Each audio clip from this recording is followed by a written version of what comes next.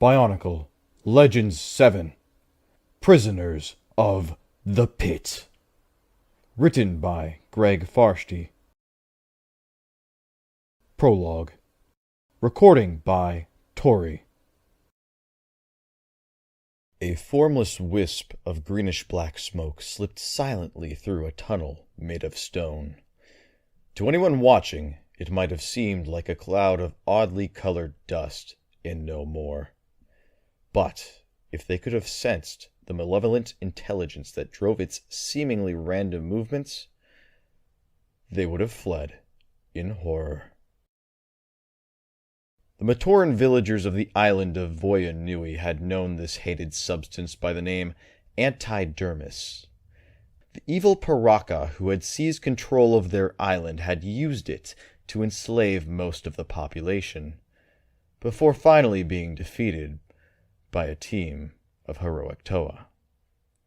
The crystal vat that contained the antidermis was smashed in battle, and the substance was scattered into the air. But this was not the end. The tremendous willpower behind the antidermis forced its molecules to come back together. Now it was again whole, yet far from complete. Once, in another place and time, the antidermis had been known by another name. Then it was housed inside black armor, its essence concealed by an infamous mask of power. Just as now, it was the intellect, the memories, the twisted ambitions, and the very life force of a legendary being. He was called Makuta. Hungry for power and worship, he had led his brotherhood in a rebellion against the great spirit Mahri Nui, and actually defeated that mighty entity. But his plans extended far beyond just one victory. His continued pursuit of his goals led to an encounter with the Toa of Light, during which his armor was shattered. The armor was no longer able to contain his energies, causing them to leak out into the atmosphere. Frustrated, but not defeated, Makuta had influenced the Barraki to seek out the object of power he needed, the Mask of Life. For a time, it looked like his pawns would succeed, until Toa once again interfered. First the raw-heap beasts of Mahri Nui, then the Barraki swarms, Makuta thought as his essence drifted through the tunnels. Now the Barraki. When will I learn to stop working my will through others? All other beings are weak and pathetic fools who cannot begin to comprehend my plans. I, and I alone, must take matters in hand if my grand design is to succeed. There are obstacles, of course. There always are. The Mask of Life is not a prize easily won, but this game I play now is different from all others. And this time I cannot lose, for my long-time enemies will be my unwitting champions. A soft sound touched the minds of those who fought in the tunnels, so gently that they dismissed it as a trick of the senses. It was the sound of Makuta's laughter. The Toa will get the Mask of Life for me, and doom their own kind in the process, thought the Master of Shadows. And what a perfect revenge that will be. Chapter 1. Recording by Dungeoneer Harold. Toa and Naikakongu dove out of the way as a wickedly curved dagger flew overhead. Looking up, he saw the blade had buried itself in the rock, about where his head had been a moment before.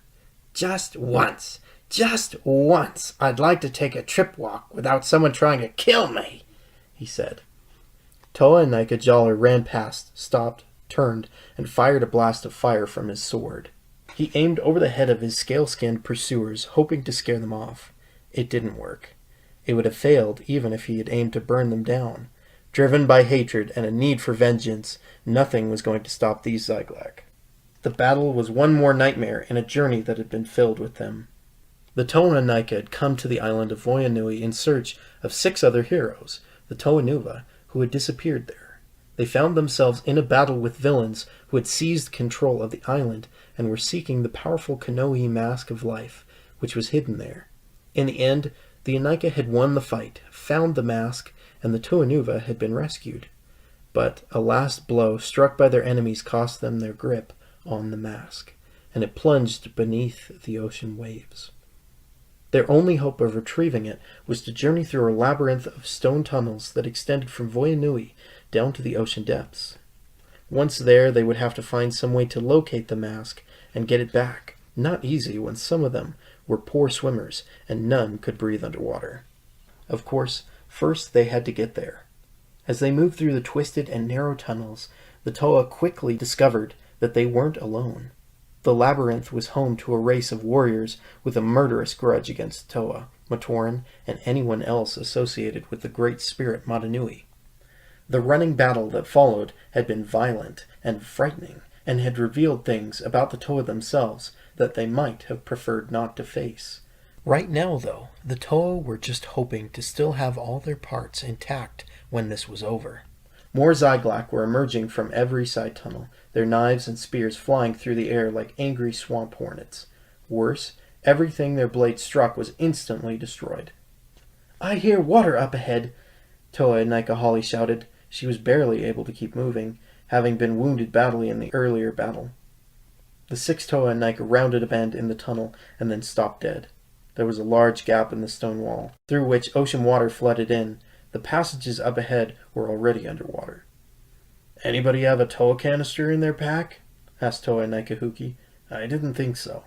We might have stronger lungs than most, but that's a lot of water out there." A hail of spears clattered against the stone wall just behind the Toa, eating holes in the rock. "And that's a lot of Zyglak back there," said Toa Ineka Nuparu. "Looks like the last one in the pool is skewered meat." A violent tremor suddenly shook the tunnels. Cracks appeared in the walls and fragments of stone fell from the ceiling. It seemed as if something was trying to crush the entire labyrinth from the outside, and doing a great job of it, too.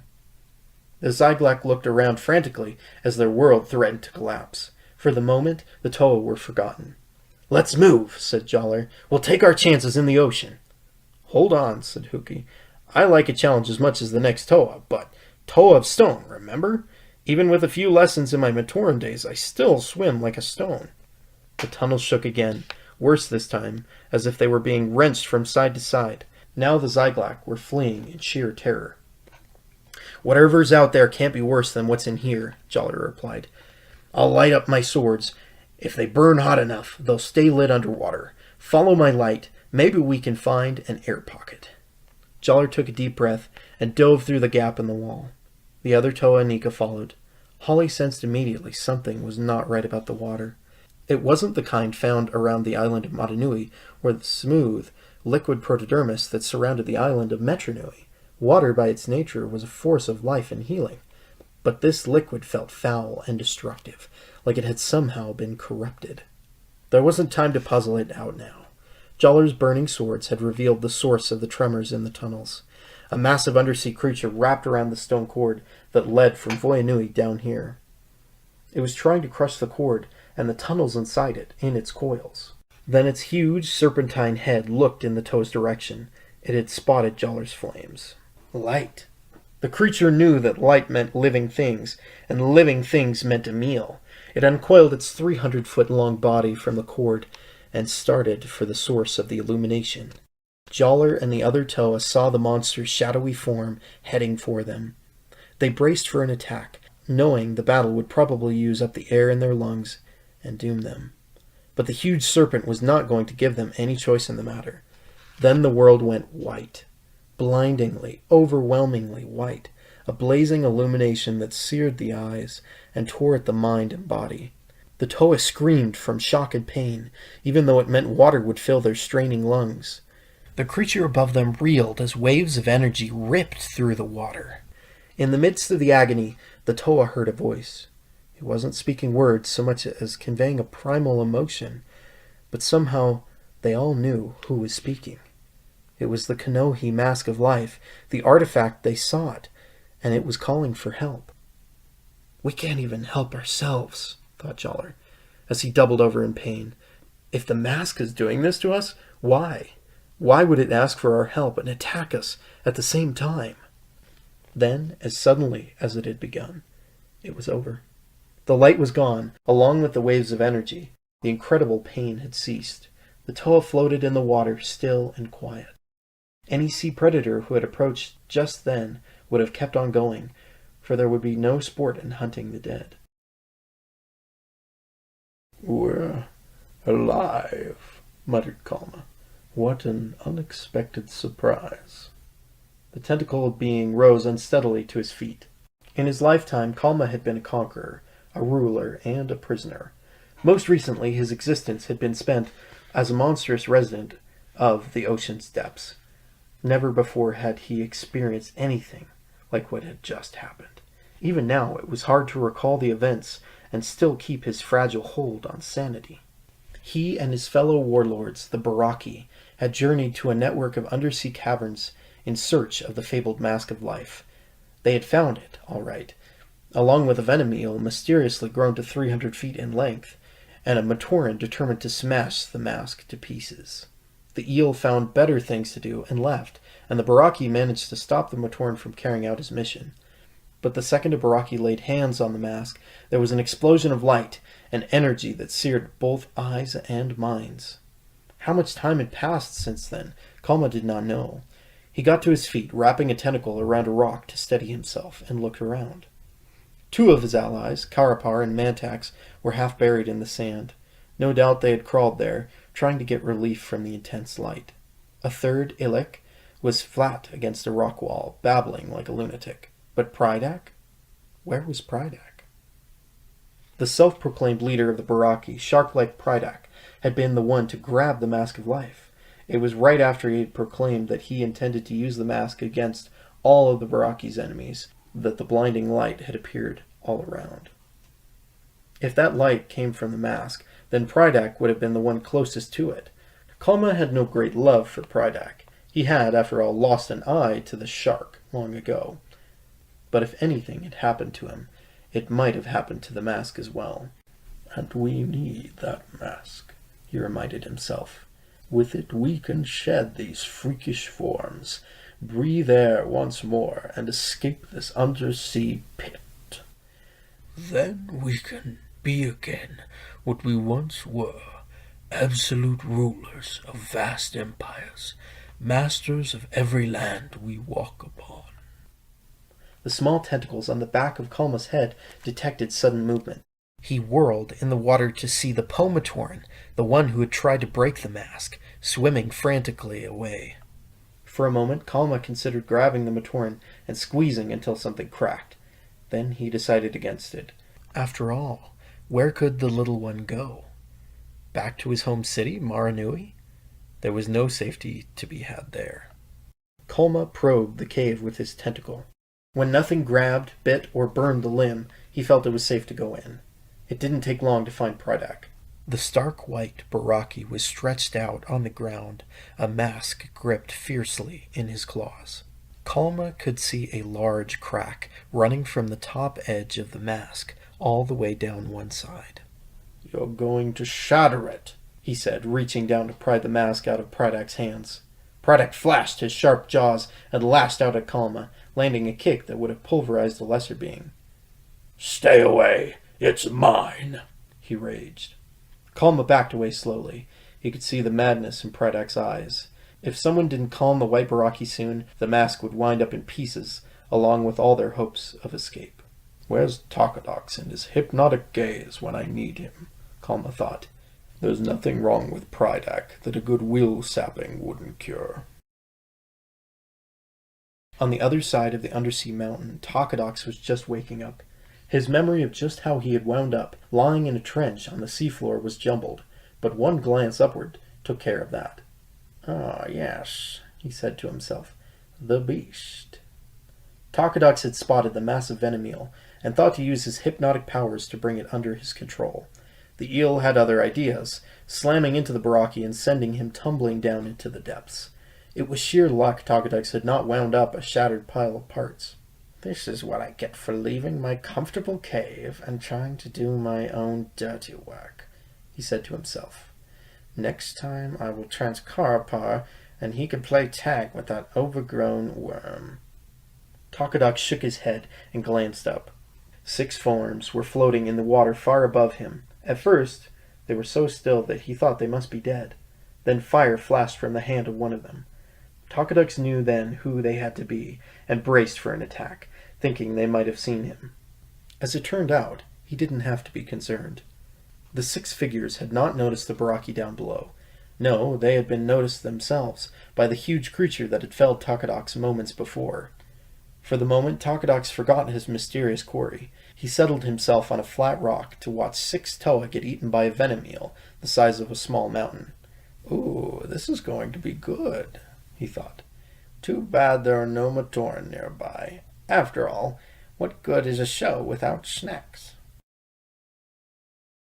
Dekar wasn't ready to die. He was swimming as quickly as he could for Mahri Nui, but knew he wasn't going to make it. The air bubble that surrounded him was a split second away from disappearing completely. He could hold his breath, but not long enough to reach another source of air. He was going to perish here, in the black waters beneath his village, with the knowledge that he might have doomed his friends. The mask of life had fallen into his hands, although he had not known then what it was. Just having it in his possession warped his existence, as he found himself unable to kill anything, even creatures threatening Mahri Nui. Every time he made a strike, the wound would heal instantly. Blaming the mask and believing it to be evil, he decided to destroy it. He took it to a sea cave and tried to smash it with a rock. After that, things got a little unclear. He remembered a flash of energy and the appearance of a monstrous venom eel. Then 5 mysterious and dangerous beings calling themselves Barraki arrived, insisting he turn over the mask. When he refused, they attacked him and took it. There was an explosion of pure light, and the next thing he knew, the Barraki were scattered, and he could escape. Now it seemed certain the escape would fail. He would drown, his body slowly sinking to the ocean floor, and no one on Mahri Nui would know the danger they were in. The air bubble was completely gone now. Only the breath in his lungs sustained him, and already he felt strange. The world around him kept blinking in and out of existence. One moment he was swimming for his life. The next he was taller, more powerful, standing guard over imprisoned Barraki and other evil beings. Then reality returned, and he was still so far from Mahri Nui, and so close to the end. Everything went dark, then painfully bright, then black again. Is this what death feels like? Dekar wondered. A name began to echo through his mind, one he had never heard before. Hydraxon. Hydraxon. In the space of a heartlight's flash, he was dying, then already dead, and then reborn, full of life and strength. The crisis had passed. Now he knew he would not perish today. But he was no longer Dekar. He was a black-armored being of power, a spirit of justice and vengeance, and his duty was clear. The pit was a jail. All who lived there were prisoners, and he was here to slam the cell door shut. Grimly, he turned toward Mahri Nui and began his journey again. Chapter 2. Recording by Nebulux. Kongu, Said Huki. we're underwater, right? Yes, Kongu answered, sounding thoroughly disgusted. He had always hated the water. But we're breathing and talking, and I haven't sunk to the bottom yet, said Huki. Oh, there's a giant eel heading right for us. This is another one of those illusions, right? Kongu looked down at himself. His armor was different, his weapons were gone, and he could feel a pair of tubes running from his back to the front of his mask. He felt different in other ways, too. The raw energy that had coursed through his body since he became a Toa was gone. Don't think so, answered Kongu. No one's mad twisted enough to conjure up anything this weird or this wet. Kongu, Jala shouted. Save the conversation for later. Use your mask and read that creature's mind. Find out what it wants. That should be a quick read, Kongu muttered. He mentally triggered his Kanohi mask, all the while concentrating on the monstrous eel in front of him. As soon as he did it, he knew something was wrong. His mask of telepathy should have been reaching into the creature's mind and revealing whatever was there, but Kongu wasn't hearing any thoughts. Instead, he was suddenly surrounded by hundreds of smaller versions of the creature. 1 second, they hadn't been there. The next, they were. He let out a yell of surprise and bolted away. But the school of eels wasn't interested in Kongu or any of the other Toa. Instead, they were charging their larger cousin, mounting what had to be a doomed attack. Sure enough, the giant eel swallowed the lot of them in one gulp, then turned its attention back to the Toa. Toa Matoro wasn't sure what good his mask power would be in this situation. After all, freeing his spirit from his body didn't add much in combat. At best, he could do a quick scout and find someplace the Toa could make a stand against this horror. He called on his mask power, and nothing happened. Or at least, nothing like what he had expected. Down below, the long dead hulk of a huge shark stirred. Its eyes opened, and it began to swim stiffly toward the Toa and their monstrous foe. It wasn't alive again, not really, but the energy that made it move could be called an artificial spark of existence. While it didn't have the deadly grace of a Takia shark, moving more like a grotesque puppet, its teeth were still intact and sharp, as the giant eel found out when they sank into its side.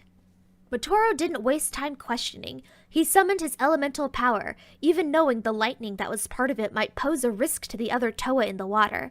But all that shot from his hands was ice, no energy. This is impossible, he thought. I'm a Toa Inika. Our bodies are full of energy. Where did it all go? The venom eel didn't care about any of that. It felt ice forming on its body, weighing it down, and it didn't like the sensation.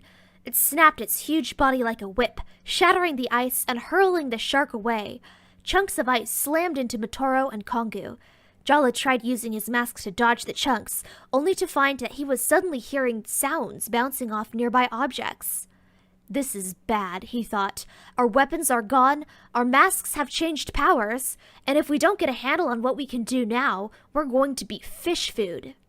Something shot past him on the left side. It was Holly, swimming at high speed around and around the eel and hurling bolts of electricity from her hands.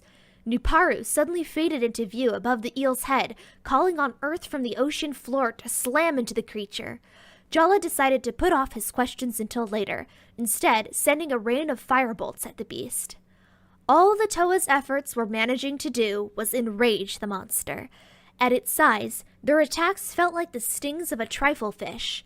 It charged forward, slamming into the assembled heroes and scattering them. Holly and Nuparu were left in its wake, but it was already turning to go after them. They were hardly big enough to make a meal out of, but at least once swallowed, they would stop being such an annoyance.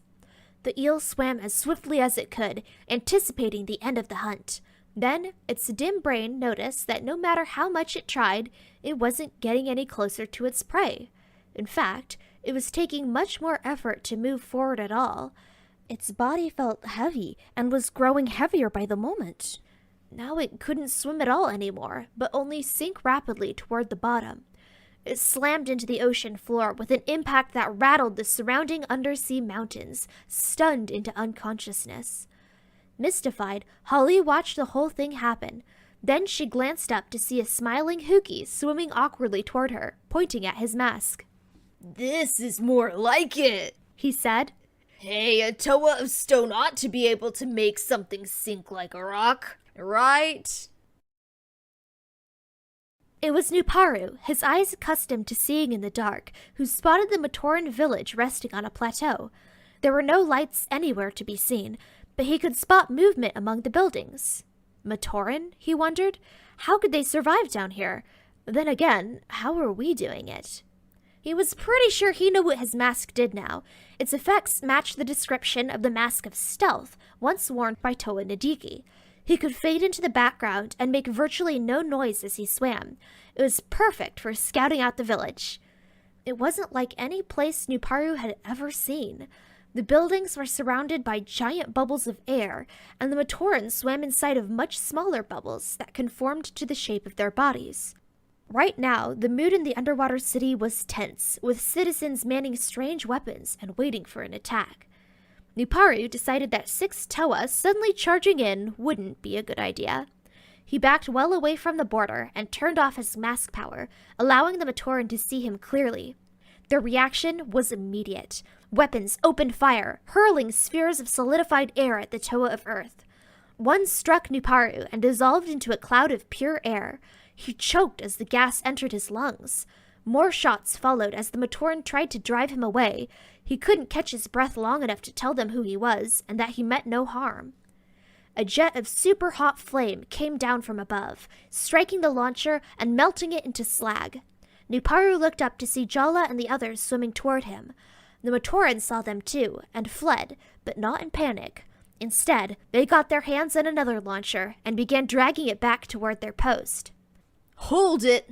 Jala shouted. We're not here to fight you! Got a funny way of showing it. One Matoran shot back, pointing at the ruined launcher. We know what you pit types are like. Bunch of liars and murderers. Well, you're not getting into Mahri Nui. Pit? Mahri Nui? What are you talking about? Asked Holly. We were told there was a Matoran village down here that needed saving, and... We can save ourselves, said the Matoran. Next thing you'll be telling me you're not from the pit, that you're Toa, or some black water like that. We are Toa, said Nuparu. Yeah, added Kongu. Who else dresses like this? Then where were you? The Matoran asked, pain and anger in his voice. Where were you when Mahri Nui sank? Where have you been all this time, when the Barraki were picking us off one by one for the fun of it? Enough. The command came from a lay Matoran who had approached from the village. He put a hand on the Matoran's shoulder and then nodded to 2 others. They came and gently led the villager away. Once he was gone, the lay Matoran looked at the Toa. My name is Epilogue. I am the leader of Mahri Nui's council for this span time. What do you want here? I am Toa Matoro, said the Toa of Ice. We came to your village seeking a mask that has been lost. It is vital that we recover it. Epilogue frowned. You are the second being to ask me about a mask in the last day. The first followed up his question by killing one of my friends, just to show Scan that he could do it. I'm sorry, said Matoro. One of you may enter the village, Epilogue said. The rest of you, if you really are heroes, defend Mahri Nui. The fields of air are held hostage by ever-dangerous Rahi. Free them, and perhaps my people will see you for what you say you are. Matoro swam forward, passing through the skin of an air bubble as he followed Epilogue. Immediately, he faltered. He couldn't breathe. Hearing his gasps, Epilogue turned around and shoved him roughly back out of the bubble. After a few moments, Matoro found he was all right again. I don't understand, said the Toa of Ice. What just happened? How can you not know? Asked Epilogue. You are a creature of the sea, Matoro. You must have known you can't breathe air. Matoro, shocked, didn't answer. All he could think of was the words, can't breathe air. If that was the case, how could he and the others ever return to Metru Nui, their home? Had the search for the Mask of Life doomed them to life under the sea? This shouldn't be too difficult, Toahali said, pointing to the vast fields of air. At first, it had seemed as if the strange plants were moving. A closer look revealed that nasty-looking Rahi crabs were everywhere in the fields, easily fighting off Matoran attempts to dislodge them. 5 of us, 5,000 of them, said Kongu. I like your idea of fair odds. And what's with the fins? What? You have fins. They look kind of like wings, and a big claw. Have you looked at yourself lately? Asked Holly. Or any of the others? We've all changed. I dodged the fins thing, though. The mask of life, said Jala. I heard it, felt it. When we entered the water, it must have done this to us so we could survive down here. Then it's officially off my naming day gift list, grumbled Kongu. The one thing I hoped we might get out of being underwater is that Kongu wouldn't be able to talk, said Huki. Come on, we have a job to do. Maybe we don't. Look, said Nuparu, pointing to the fields. Jala had to summon his flame to provide enough light for the Toa to see. What the glow revealed was the amazing sight of thousands of Kuros crabs crawling out of the fields they had been infesting. They weren't fleeing, but backing slowly away from the stalks of airweed, then stopping about 20 yards from the fields. The crabs stood right on the edge of the landmass, their backs to the black water. Then they were joined by other creatures, sharks, squid, venom eels, rays, and other rahi of the deep. The beasts made no threatening moves, just hovered in the water, silently regarding the Toa. Okay, Holly, you're the one with water on the brain, said Huki. Do sea rahi like this normally act this way? Or is it what it looks like? Really creepy. No, it's not normal, Holly replied. This is weird. Makuta comes up and gives you a hug weird.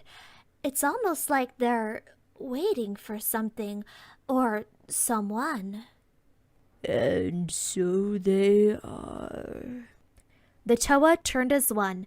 Floating before them were 6 strange beings, shaped vaguely like Toa, but with mutations that made them look like bizarre sea monsters.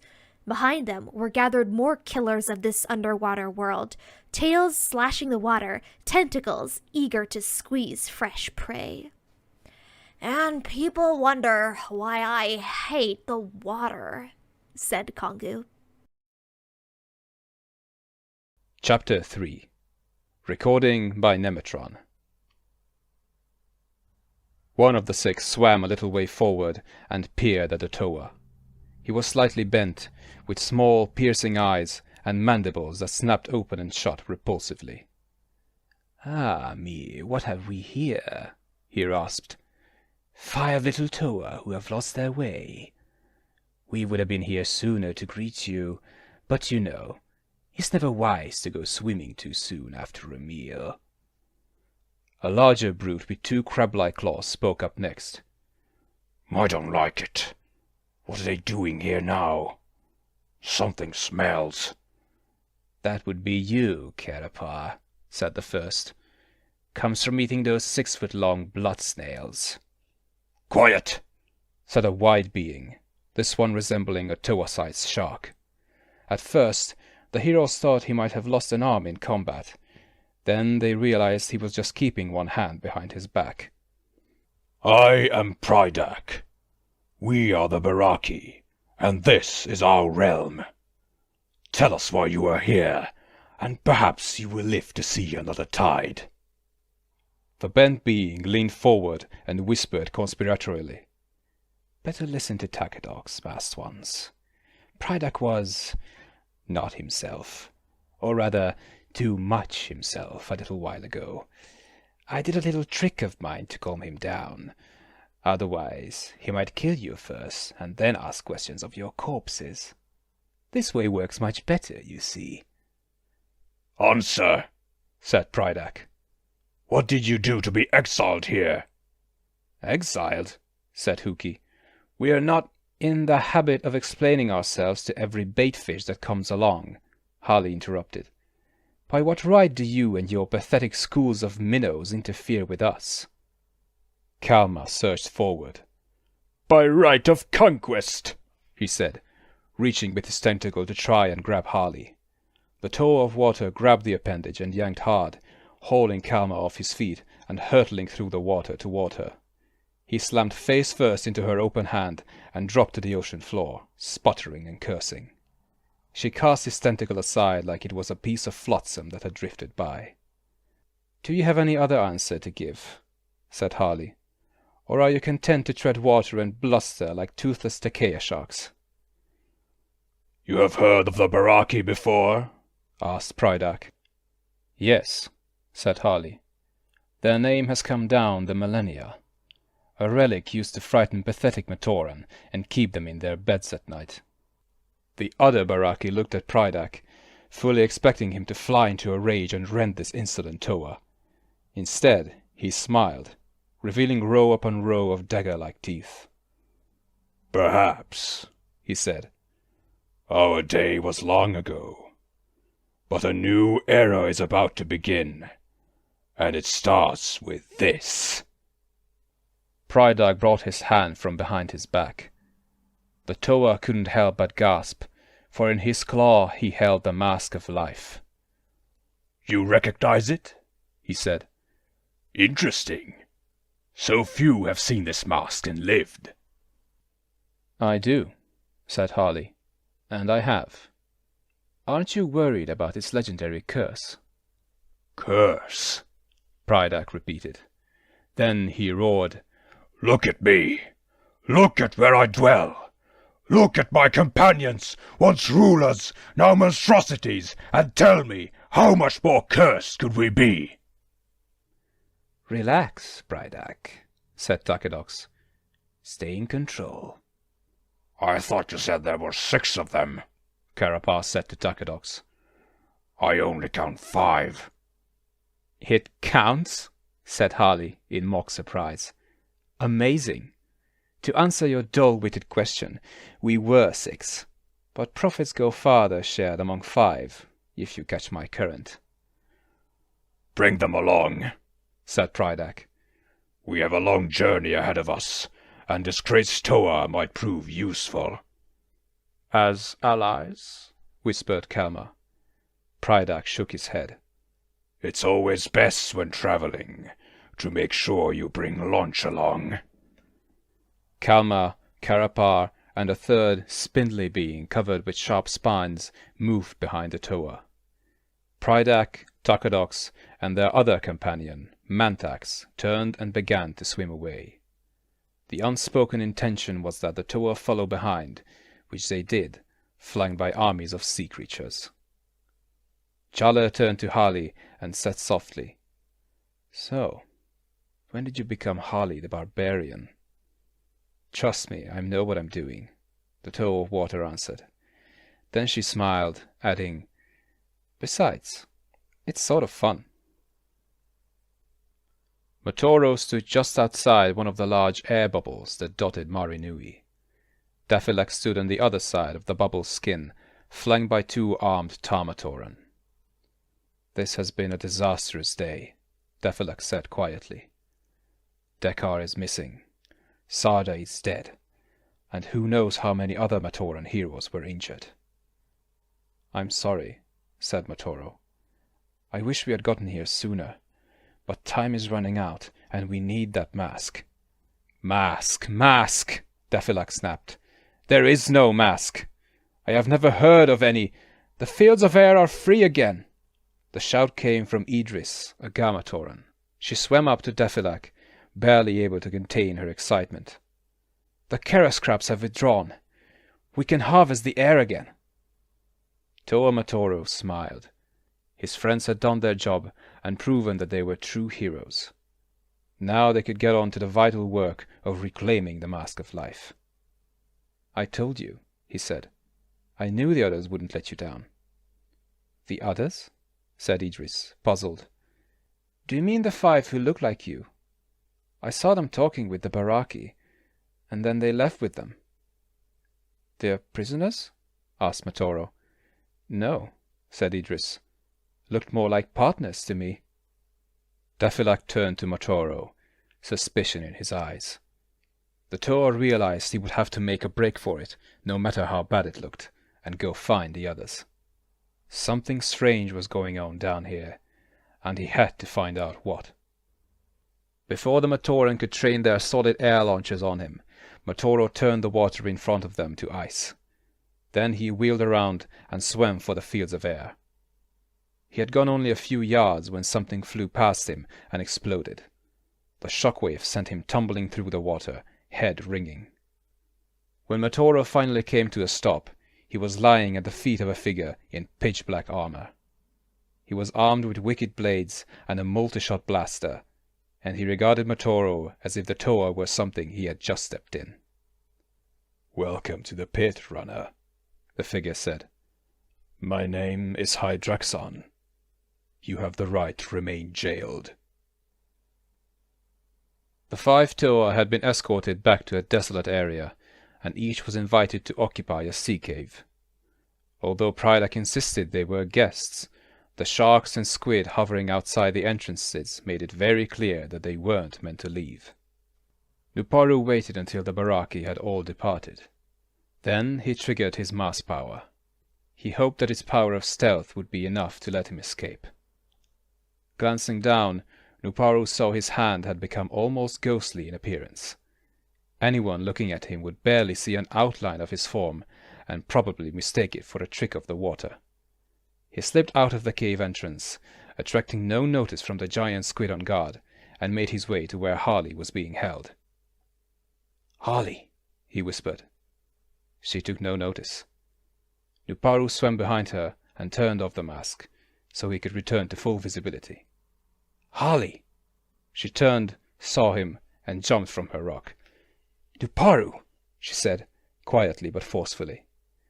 "Makuta's bones, you scared 10,000 years off me. What are you doing here?" "You told Jala you knew something," said Nuparu. "I figured it was time for share and tell." Harley nodded. As quickly and quietly as she could, she recounted how Turaga Wenua had once toured her through the shattered remnants of the Mahri Nui archives. She had spent time rummaging among some old tablets, trying to decipher them. One particularly old carving told the story of the League of the Six Kingdoms.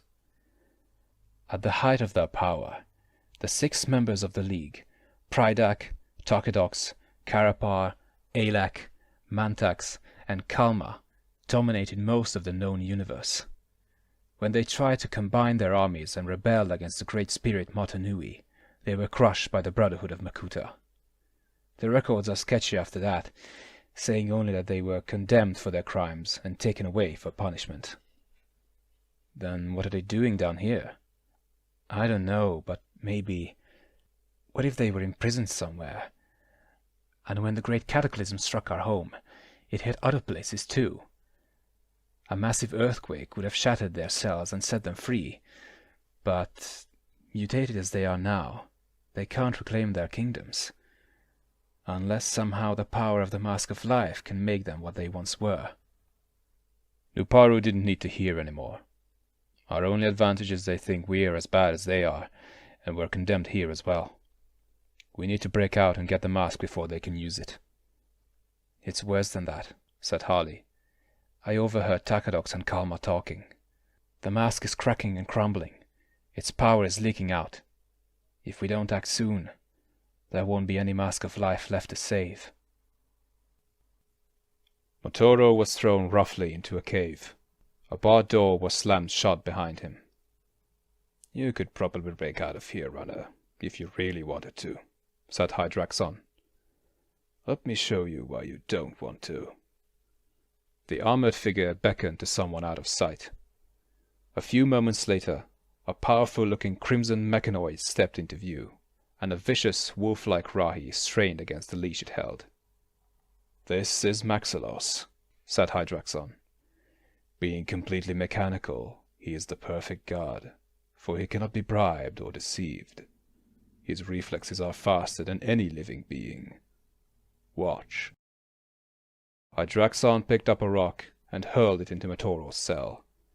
It had barely passed through the bars before Maxilos fired an electric bolt from its sword, shattering the rock into dust. The pet is Spinax, Hydraxon continued. Once it has your scent, it will follow you to the edge of the universe and beyond for however many centuries it takes. So I suggest you make yourself comfortable, runner. You are going to be here a long time. Matoro watched Hydraxon go, leaving Maxilos behind to guard him. He began calculating the odds.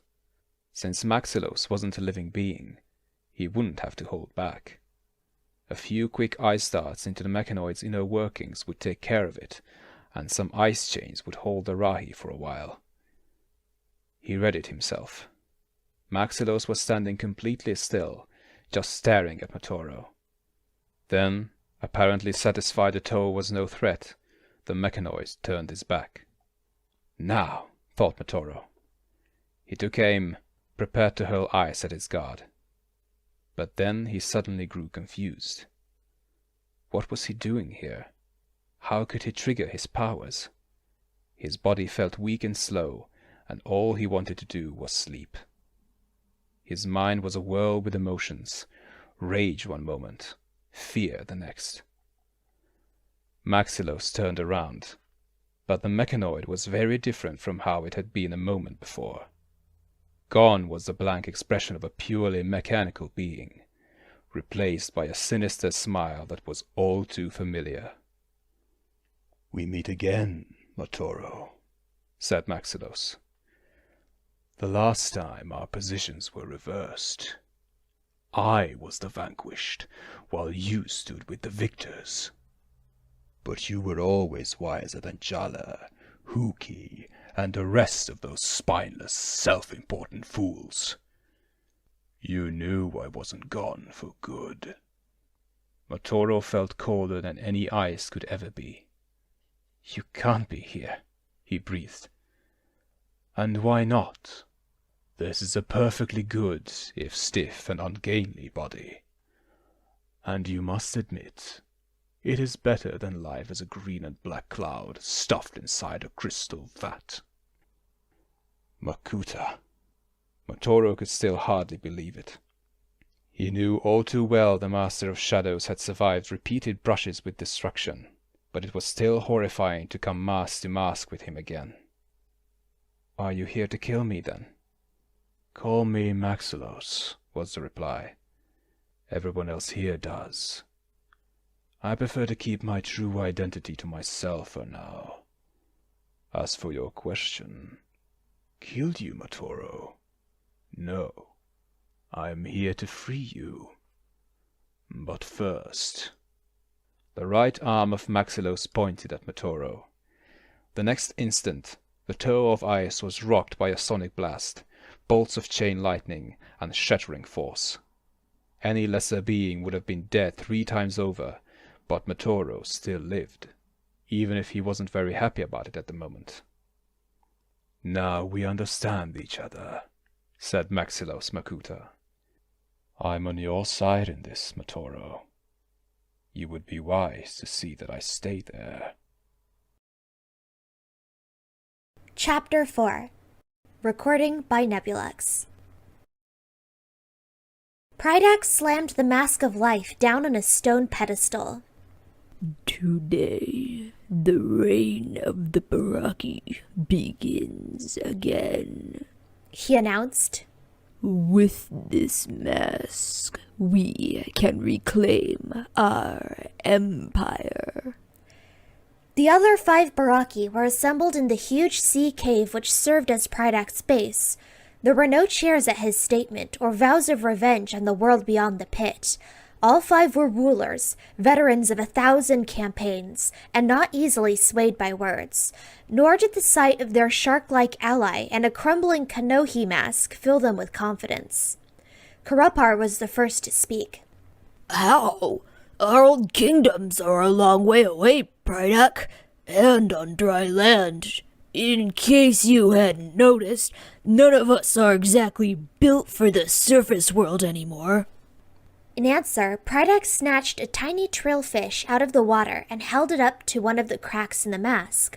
Before the Barraki's startled eyes, the fish began to grow and mutate into something out of a Matoran's nightmare.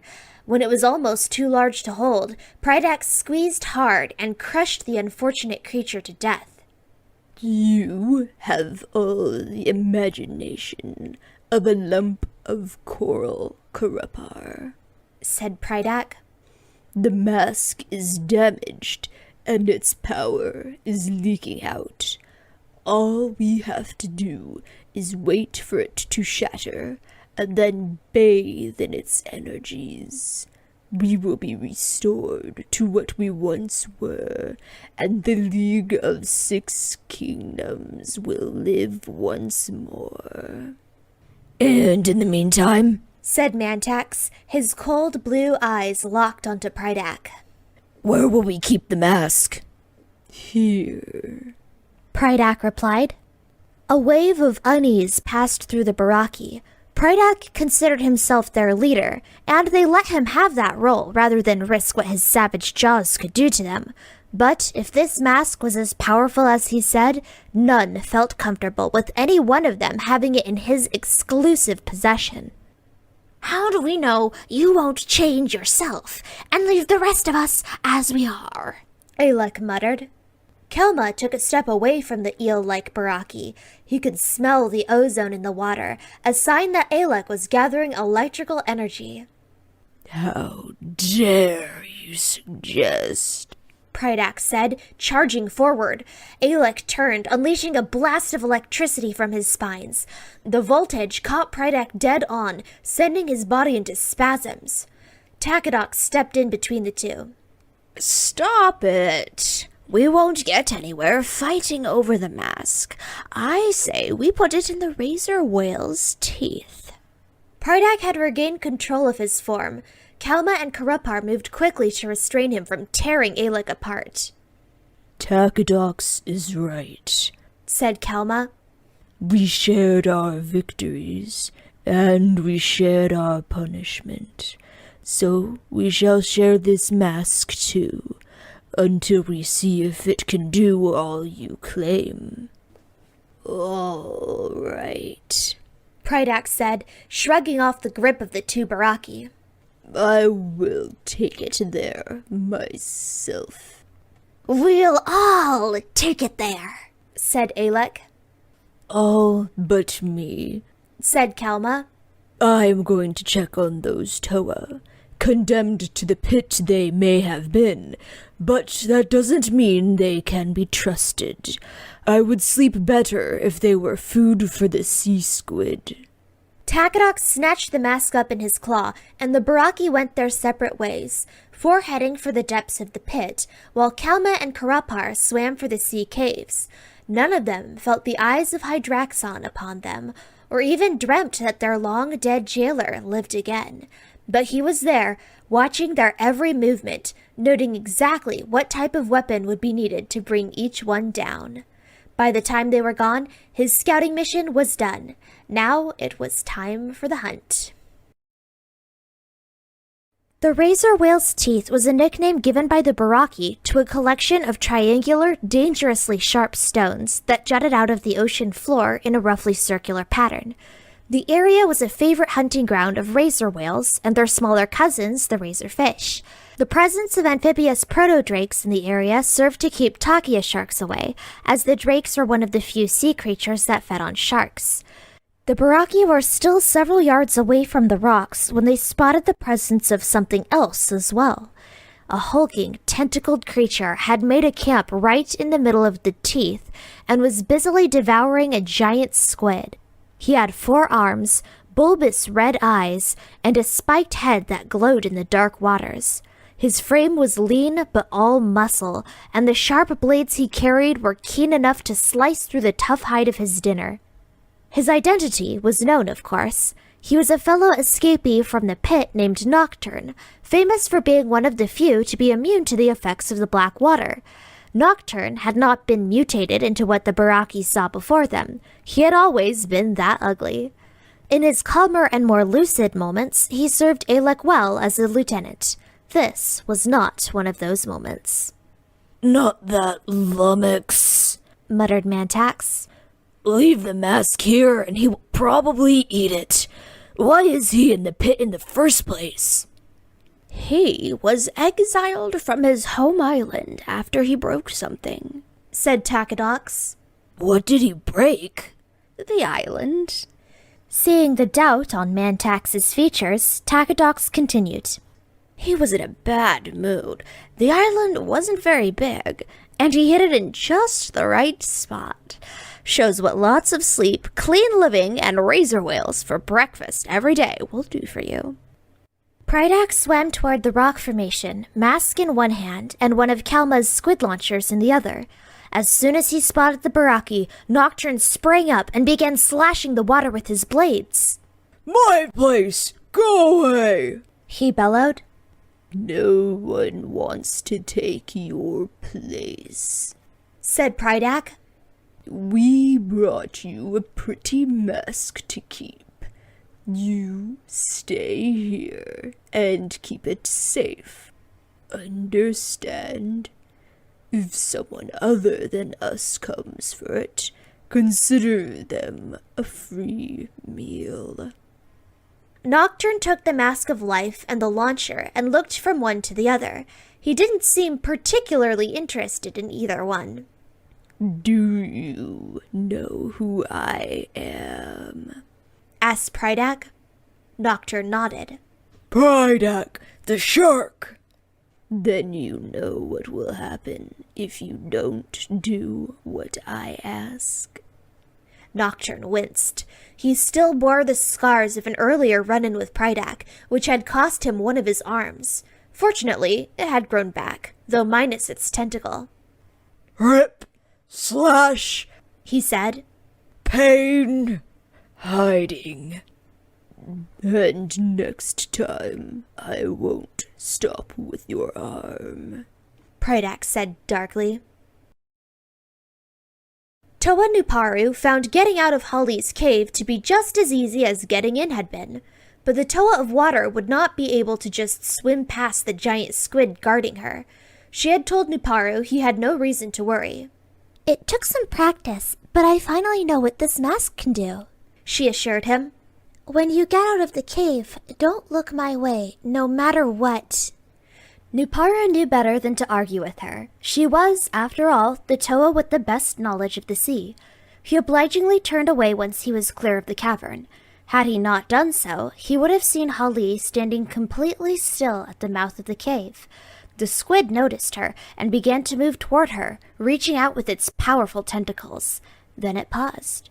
Bands of color were traveling up and down Holly's body, shifting in intensity even as they moved faster. Puzzled, the squid watched intently, its huge eyes drawn to the bright colors and the pattern of their movement. In a matter of moments, the great sea beast was entranced. The bands of color stopped moving and faded away. The squid did not react. Satisfied, Holly swam right past it and joined Nuparu. What happened? Asked the Toa of Earth. The mask, Holly answered. It lets me mimic the powers of any sea creature. I remembered there was a hypnotic rahi fish who could entrance prey, so I summoned that ability. The giant squid is unharmed, but when it awakens, we will be long gone. Sounds good to me, said Toahuki, swimming toward them. The problem with water is it's so wet. How did you get past your guard? I didn't. Use my mask to cut off its gravity, said Huki. Too bad you missed it. You would believe a Takaya shark can fly. Use your mask, said Jala.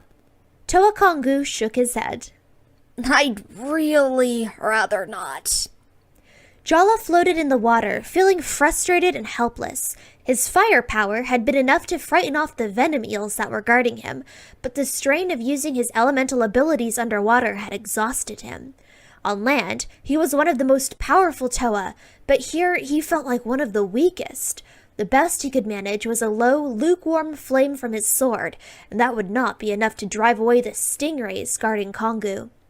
He turned at a sound behind him. A large Hana crab was scuttling toward him, apparently attracted by his fire. This far beneath the sea, heat and light were a rarity. Unlike most creatures, this one did not seem to fear the flames. It regarded the Toa of Fire curiously. Jala wondered if he himself had worn the same expression when he was a Matoran villager meeting Toa Tahu for the first time. There wasn't time to worry about that now. Kongu had unleashed an underwater cyclone and scattered the rays and was now heading for Jala. By the time the two Toa heard the sound of a Barraki launcher being fired, it was too late. A slime-covered sea squid slammed into Kongu and latched itself onto his back with its tentacles. The Toa of Air struggled in vain to pull it free as the squid grafted itself onto his body. Once fully in place, the squid began draining the Toa's life energies. Kongu spasmed and sank toward the sea floor. Toa Jala raced to his aid, only to hear the launcher fire once more. He saw another squid hurtling toward him out of the darkness. He raised his sword and threw all his power into it, unleashing a blast of flame that incinerated the creature. There was no time to celebrate his victory. Two massive claws grabbed him from behind. Karepar lifted Jala into the air and slammed him down hard onto the sea floor. Jala rolled, scissored his legs onto the Barrakis, and knocked his foe off balance. A tentacle suddenly wrapped around the Toa's throat. It was Kalma, pulling Jala toward him. Karepar regained his balance and grabbed Jala's legs, one in each claw. Time to make a wish, the crab-like Barraki said. Kongu could see all that was happening, but could not even help himself. Even concentrated air power could not tear the squid loose. With each moment, he was growing weaker. Once he passed out, both he and Jala would be doomed. Something struck him. Kongu managed to turn his head to see the Hana crab, which was now attacking the squid. Unable to fight back with its tentacles stuck to Kongu, the squid was being torn apart by the crab's claws. Mortally wounded, the squid finally released its hold and floated up toward the surface. Kongu felt his strength returning, but it wasn't fast enough. He had no choice. He had to use the power of his mask. Closing his eyes tightly, he triggered his Kanohi mask. His few attempts at using it before had convinced him its power was to summon creatures to Kongu's side. But so far, each thing summoned had been worse or more bizarre than the last. He really didn't want to see what was coming next. As it turned out, shutting his eyes didn't make things any better. He could feel the pounding beneath his feet, as if something was burrowing its way up from beneath the ocean floor. He could hear the sound of the ground being torn asunder nearby, the startled curses of the Barraki, and the panicked screech of the Hana crab. Then he was tumbling through the water, struck by a massive undersea wave. When he finally righted himself, Kongu opened his eyes. The first thing he saw was a grotesque sea creature, easily 200 feet high, looking like a cross between a whale and the giant clawed slime worms Matoran miners had run into in the past. It was nothing that had ever lumbered through the seas of Mahri Nui or anywhere Matoran dwelled. The creature was ancient when the world was new, a relic of a past age when it was probably dwarfed by its fellow creatures. It had slumbered for millennia until awakened by Kongu's mask of summoning, and it woke up in a bad mood. At first, the Barraki were too stunned to know how to react. Then, Kalma snapped his tentacle, sending Jala flying toward the beast. Kongu took off after the Toa of Fire, swimming as fast as he could. With both Toa occupied, the two Barraki vanished into the black water. The creature caught sight of Jala just before the Toa was going to strike its body. It lashed out with a clawed appendage and batted the Toa away, sending him back toward the ocean floor. He slammed into the approaching Kongu and both hit the earth hard. What is that? Asked Jala. Where did it come from? Well, I told you I didn't want to use the mask, Kongu replied. Chapter 5. Recording by Joe 14, aka Infinite Inspiration 0. Toa Nuparu had discovered a little corner of paradise beneath the sea. He, Hyuki, and Holly had split up to search for the Mask of Life. Nuparu had found no sign of that, but he had stumbled upon a cavern full of treasures. When Holly and Hyuki found him, he was busily testing out a multi-barreled weapon that looked like something that would be mounted on an airship. "Nuparu, what are you doing?" Hyuki demanded. The Toa of Earth turned, startled, and accidentally hit the weapon control. A mini-rocket blasted from the launcher, hitting the cave wall right next to Hyuki and blowing a hole in it. The Toa of Stone barely got out of the way in time. Sorry, said Nuparu. You shouldn't sneak up on people like that. Says the Toa wearing a mask of stealth, Hyuki grumbled. What is all this? Planning to start a war? No, said Nuparu. Just planning to still be around when it's over. The three Toa ran into Jaller and Kongu on the way back to Mahri Nui. None of them had seen any sign of the mask or had spotted Barraki during their search. But a large Takia shark with a damaged dorsal fin had been shadowing them since they reunited. The Hana crab that was still following along behind Jaller bristled at the sight of the predator. Nuparu and Hyuki had brought a load of the weapons from the cave. The inscriptions on the side of them read, Kordak Revolving Blaster. No one had a clue who had made them, but since Kordak was a Matoran word meaning desolation, it wasn't hard to guess their intended use. Kongu immediately took 2. When the others gave him questioning looks, he simply said, 2 hands. They expected to find Matoro waiting for them in Mahri Nui. Instead, they were met by a hail of solidified air bubbles from the city's defenses. Defilac stood by the launchers, saying, Turn back! We have no need for ever-friends of the Barraki here. All right, Jaller said to the others. We don't have time for this. Hyuki, you and I will take out the launchers, and the rest of you... I know an easier way. Holly cut in. Kongu, use your power. Make the air inside that bubble shove him out of it. What good'll that do? Asked Kongu. He has a personal air bubble around him, so he can breathe in the water. He'll just swim back into the city. Holly smiled. Oh, no, he won't. Do it. Kongu summoned his elemental control of air, creating a hurricane force wind inside the air bubble directed just at Defilac. Before the Lee Matoran could grab onto anything, he had been flung out of the protective bubble and into the ocean. Holly shot forward and began swimming in a circle around the Matoran, faster and faster, until the force of the whirlpool had stripped his air bubble away. All Defilac had left was the air in his lungs, and even that would not last long in the vacuum Holly was creating. Then the world abruptly stopped spinning. A strong arm grabbed him and hurled him back inside the city's protective bubble. It belonged to Holly, who now hovered in front of the launchers as if daring the villagers to shoot. You see, if I wanted you dead, you would be dead. I don't. Neither do my friends. We'd like to help, if you would just stop shooting at us long enough to let us do it. Why should I faith trust you? Said Defilac. Nothing in the pit can be trusted. I am not of the pit, said Holly. I am of the sea. It belongs to me, not to the Barraki or their servants, and through me, the sea belongs to you, too. Defilac looked into the eyes of the Toa of Water. The decision he was about to make would change the future of Mahri Nui, for good or ill. Very well. We will lower our weapons. For now. But how will you help us? The Barraki have something that belongs to us, said Jaller. We are going to get it back. And they're going to resist. Which is just too bad for them, said Hyuki. Give us a hand, and maybe you'll have 6 less Barraki to worry about when it's all over. When Holly spoke again, it was more gently, as she remembered the valiant Matoran of Voye Nui. Once that's done, there's some other friends you might want to meet. I know they will want to meet you.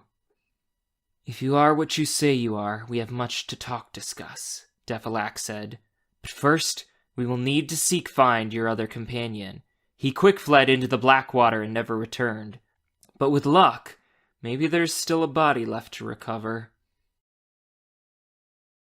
Hovering in the shadow waters nearby, Maxilos Makuta smiled at his Toa companion.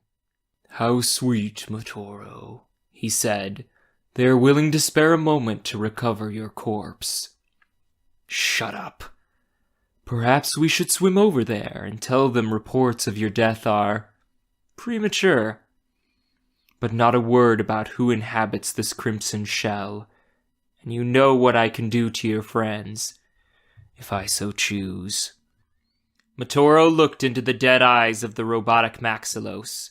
It was hard to believe a being of ultimate evil hid inside that crude mechanical body. Why? Why are you doing this to me? Isn't it obvious? It's because you're so good at keeping secrets. Far below, Nocturne had finally grown tired of staring at, handling, and tossing and catching the strange mask the Barraki had left with him. He could tell from the activity in the water around him that Alec and the other Barraki were planning something. Sharks and eels and squid and rays were darting every which way, getting themselves ready for action. He wished he was with them, tearing and rending and destroying enemies, always a cure for boredom. Frustrated, he tossed the mask aside. It landed in the center of the razor whale's teeth and settled into the soft sand. Nocturne reached out to grab a passing mudfish, looking forward to the sound it made when crushed.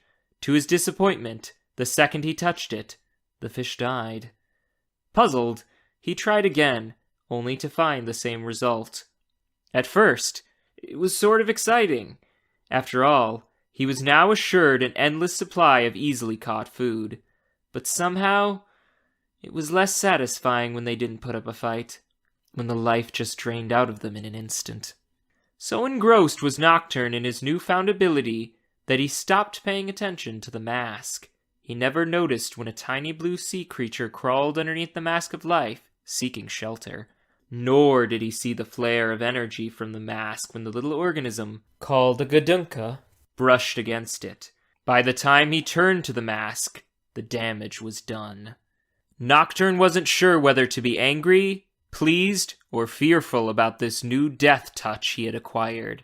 He decided it would be best to go ask Alec about it, and if he ran into Prydak on the way, maybe Nocturne would shake his hand. He picked up the Mask of Life and left in search of the Barraki. Behind him, the little Gadunka was already beginning to grow. The five Toa enjoyed a brief, if happy, reunion with Matoro. If they were curious about his chilly attitude when introducing their new ally, Maxillos, they didn't comment on it.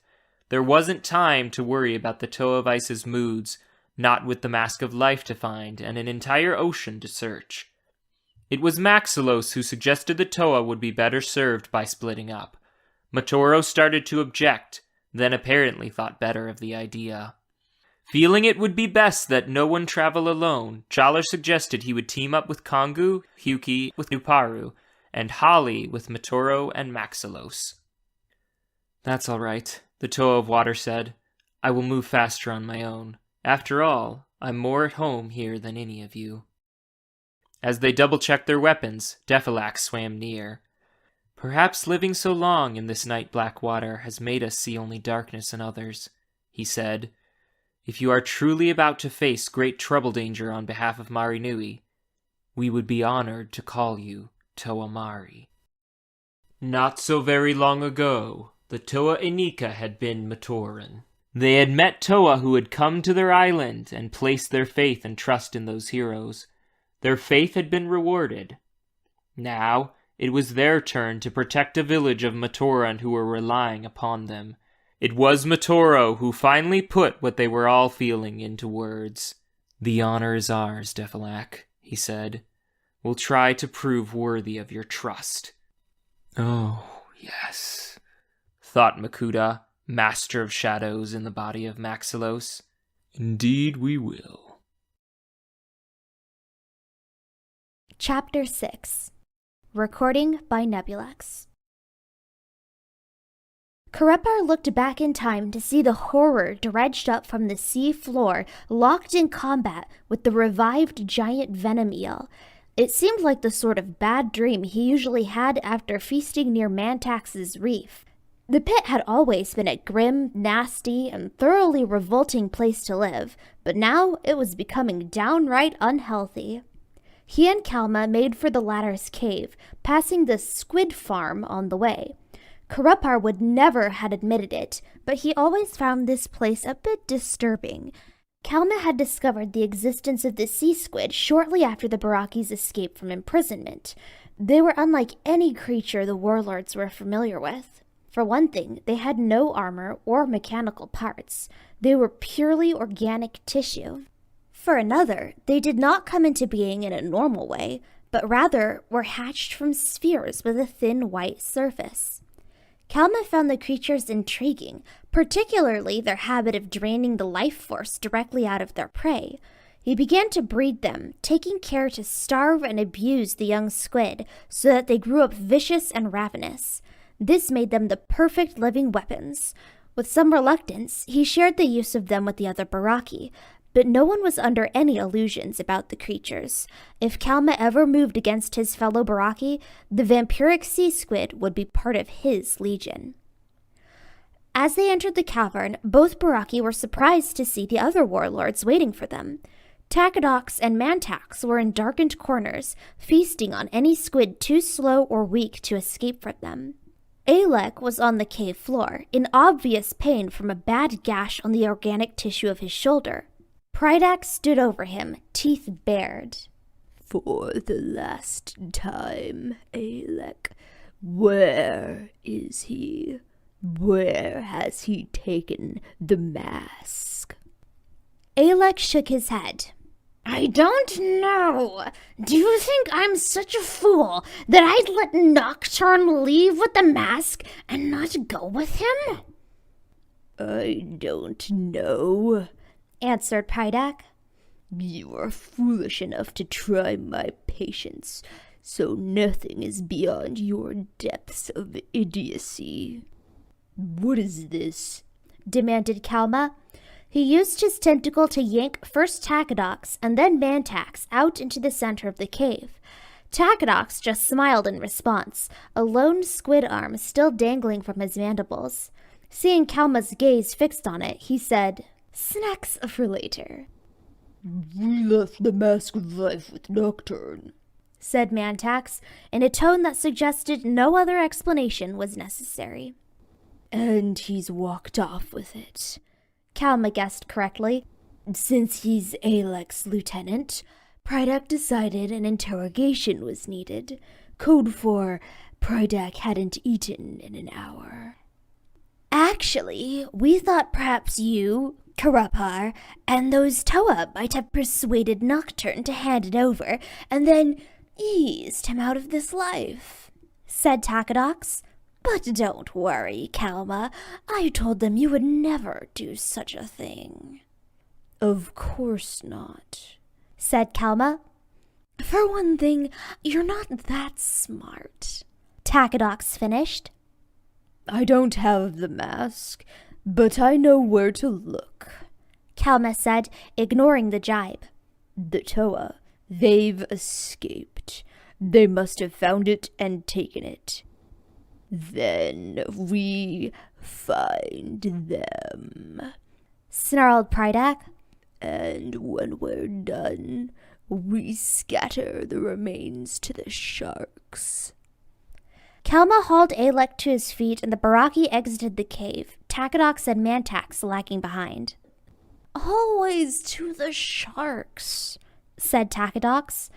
Oh, well, I almost feel sorry for that group of Toa, hunted and doomed as they are, and just when they thought it was safe to come into the pit. Toa Hali swam slowly through a massive coral reef, her eyes scanning the ocean floor. She had used the power of her mask to give her perfect vision in the dark waters, so that the Mask of Life would not escape her sight. The result was a view of ocean life beyond anything she had ever imagined.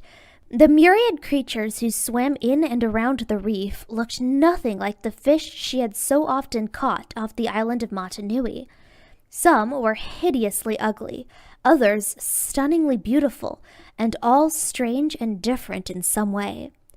If her mission were not so desperate, she could easily have spent days just exploring this natural wonder.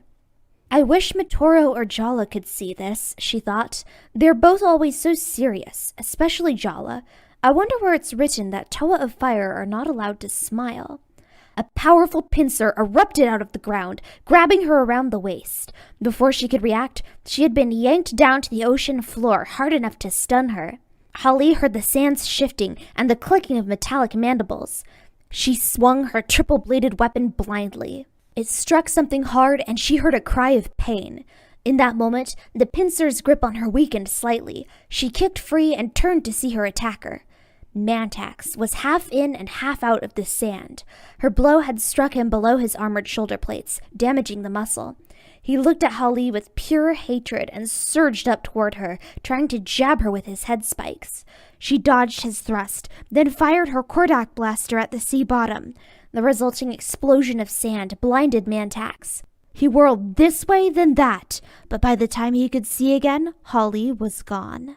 The Barraki knew the Toa had not gone far. She was stalking him, as he was her. He made preparations and then slipped back underground at the main junction of the reef. There he waited, his spikes and his blue eyes barely visible above the sand. Eventually, she would swim by again and he would have her. Not very far away, Holly was swimming slowly through the narrow passages of the reef. She had used her mask power to give her a chameleon ability so that her body blended in with her surroundings. She knew the outcome of her skirmish with the Barraki was an exception to the rule. Under the sea, whoever struck first usually won the battle, and Holly was determined it would be her. There! She spotted Mantax's telltale spikes jutting out of the sand just ahead. The Barraki was keeping watch in the other direction. He would never see her attack coming until it was too late. Holly struck, firing her blaster, even as she unleashed her elemental water power. Suddenly, something jabbed into the muscles of her right leg. She turned her head to see Mantax behind her, using his head spikes to inject paralyzing venom. Confused, she looked back and saw that her blast had unearthed a pile of sea creature bones, no doubt placed there by the Barraki as a decoy. Already she could feel her limbs going numb as the venom spread. In a few moments, the paralysis would reach her lungs, and she would die here, in the depths of the pit.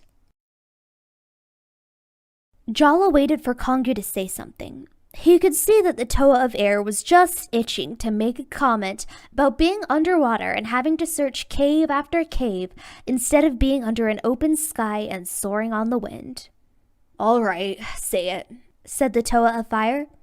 "Say what?" "You know what," said Jala. "Some tree speak complaint about being cold and wet, bumping your head on cave ceilings, and already being tired of smelling like fish. Just say it, let's get it over with so we can keep searching." "No, I don't deep think I will." "Why not?"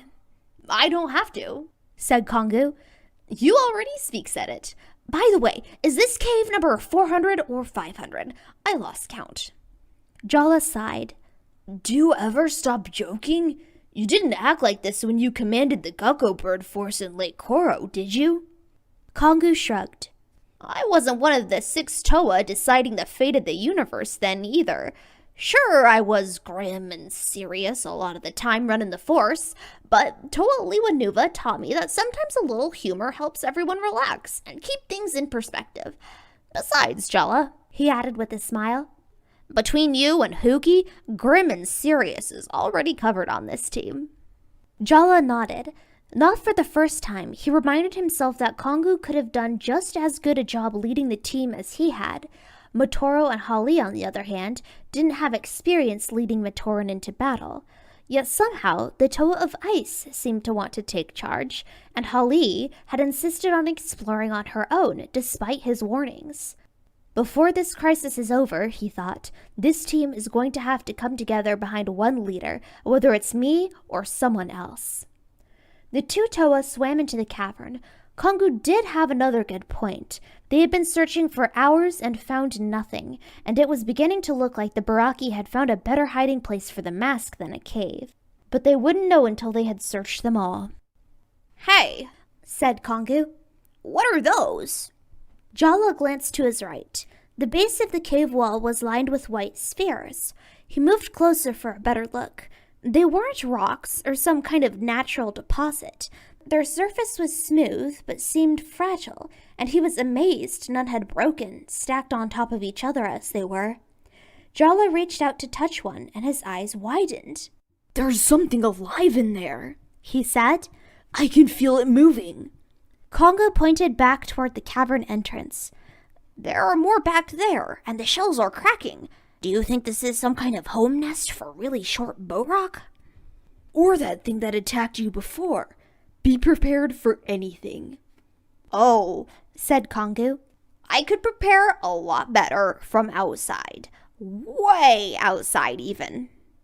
Before the startled eyes of the two Toa Mahri, the shells cracked. Tentacles of varying colors slithered between the cracks, forcing the openings wider. A cylindrical body and head appeared next, cold eyes regarding the Toa.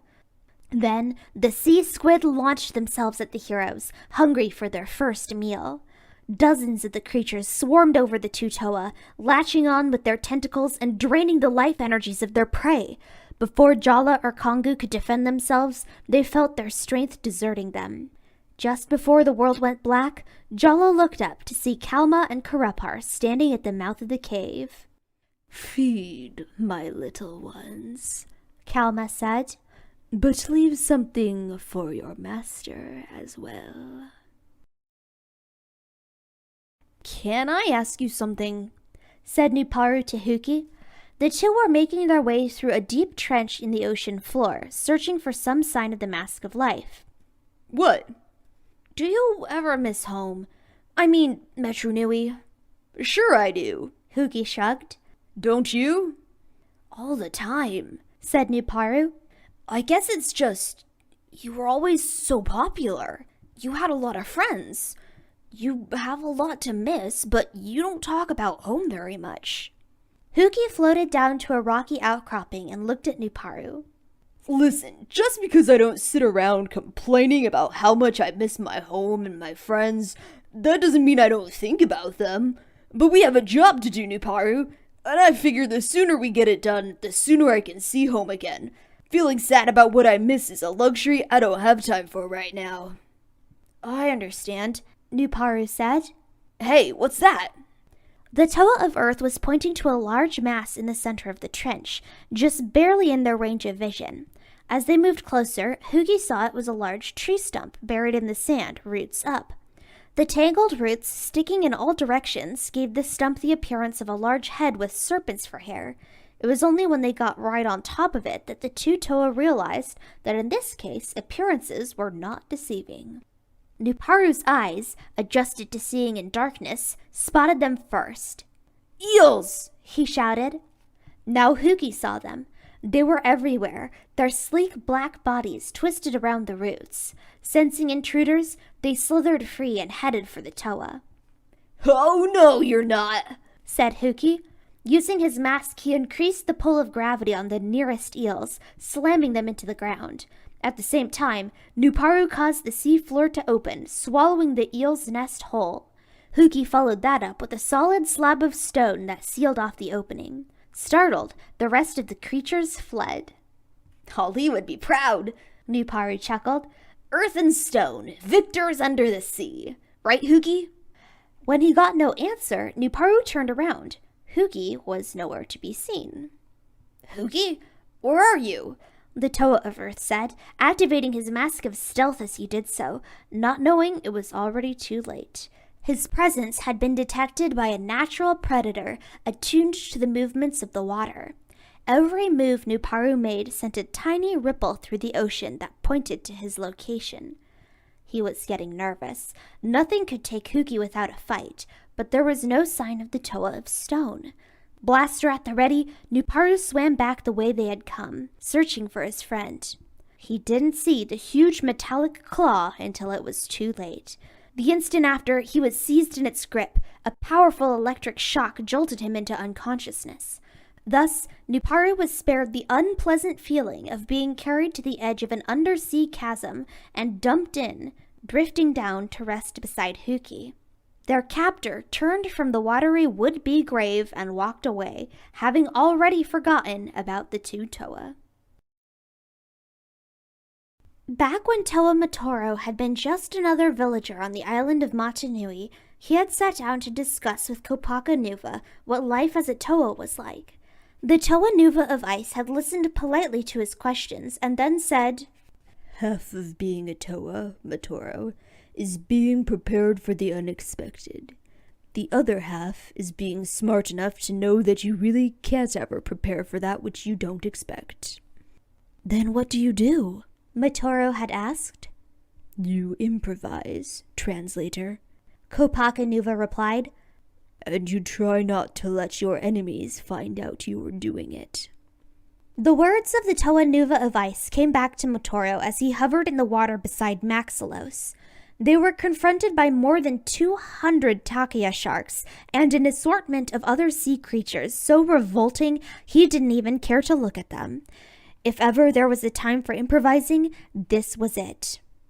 "All right, here's what we do," he said to his partner. But Maxilos did not respond, simply looked straight ahead with a cold, robotic stare. There was no sign of Makuta's presence inside the armored form. Great, thought Matoro. When he's not wanted, which is virtually all the time, you can't get rid of him. When you do want him, he's back to being a puff of smoke someplace. Prydax suddenly appeared in the midst of the sharks, flanked by Takidox. The latter eyed Matoro as if the Toa were a potential meal, and then said, "Tell us, Toa, where is the Mask of Life?" Matoro saw Prydax snarl at his fellow Barraki. He couldn't hear what he said, but he could guess. They've lost the mask, probably think we took it, he thought. But just in case we didn't, Prydax didn't want us to know it was missing. Too late now. "Sorry, I never discuss such important matters in the middle of an aquarium," the Toa of Ice said. "Tell the sharks to take a walk, or a swim, and we can have a talk." Prydax smiled. The sharks moved in closer, restless for the hunt. "Do you know where you are, Toa? This is a Takia shark hunting ground. The sea floor underneath you is littered with the bodies of creatures that weren't fast enough to get away. Do you think you're fast enough?" "I don't have to be," Matoro answered. "Not as long as I'm strong enough to fight back." Triggering his elemental power, he froze the water around Prydax and Takidox into a solid block. It sank like a stone out of sight. He was just about to congratulate himself on an easy victory when he heard an explosion from down below and saw shards of ice flying through the water. They were followed by Prydax and Takidox, still scraping super cold ice fragments off their limbs. "Is that the best you can do, Toa?" said Prydax. "I don't know. Are you worthy of my best?" The Toa of Ice called upon his Kanohi mask power, throwing more willpower into the act than he ever had before. Far below, long-dead sea creatures began to stir as artificial life flooded their bodies. Heavy-lidded eyes snapped open as limbs shook off the sleep of ages. One by one, the vanquished rose, vengeance in their hearts. Scattered groups began to swim toward Matoro, gathering behind him in an undead legion. Some looked almost as powerful and formidable as they had the day they died.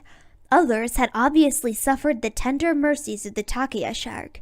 Together, they were enough to make even a Barraki hesitate. Across the span of black water, two armies stared into each other's cold eyes, one living, one an imitation of life. Prydax's gaze was fixed on Toa Matoro, searching for some sign of weakness. He saw none. "We appear to be evenly matched," said the Barraki finally. "Not so," Matoro replied, flashing a cold smile as he gestured to his reanimated army. "My side has nothing left to lose." Chapter 7. Recording by Nemetron. Under normal circumstances, Mantax would have enjoyed watching Harley struggle for her life. After all, what good was having the ability to paralyze your prey if you couldn't watch its last moments as it sank to the sea bottom, gasping for breath? Unfortunately, he had no time for that pleasure now. The Mask of Life was still missing, and if the Toa didn't have it, he would have to face the possibility that one of the other Barraki had claimed it. Mantax hoped that was not the case. After thousands of years allied with them in the League of the Six Kingdoms, and many thousands more as prisoners of the pit, it would have been a shame if he and his army of rays had to lay waste to everything the others had built. It wasn't here. He had retraced her route, checked every possible hiding place along the way, but without success. There was nothing left to do but return to the Toa's corpse and plan his next course of action. Maybe this water Toa had passed the mask on to one of her allies. He should have thought to ask her before killing her. The next thing Mantax knew, he had been pulled off his feet and was flying headlong through the water. He came to an abrupt stop, slamming into a rock wall. Then he was being yanked the other way, only to crash into another slab of stone. The 2 blows were enough to scramble his senses, but not so much he couldn't make out the Toa he had defeated swimming toward him. "Riptide," said Toa Harley. "You really should watch out for those." Impossible, hissed Mantax. Riptides only happen near the shore. We are nowhere near land.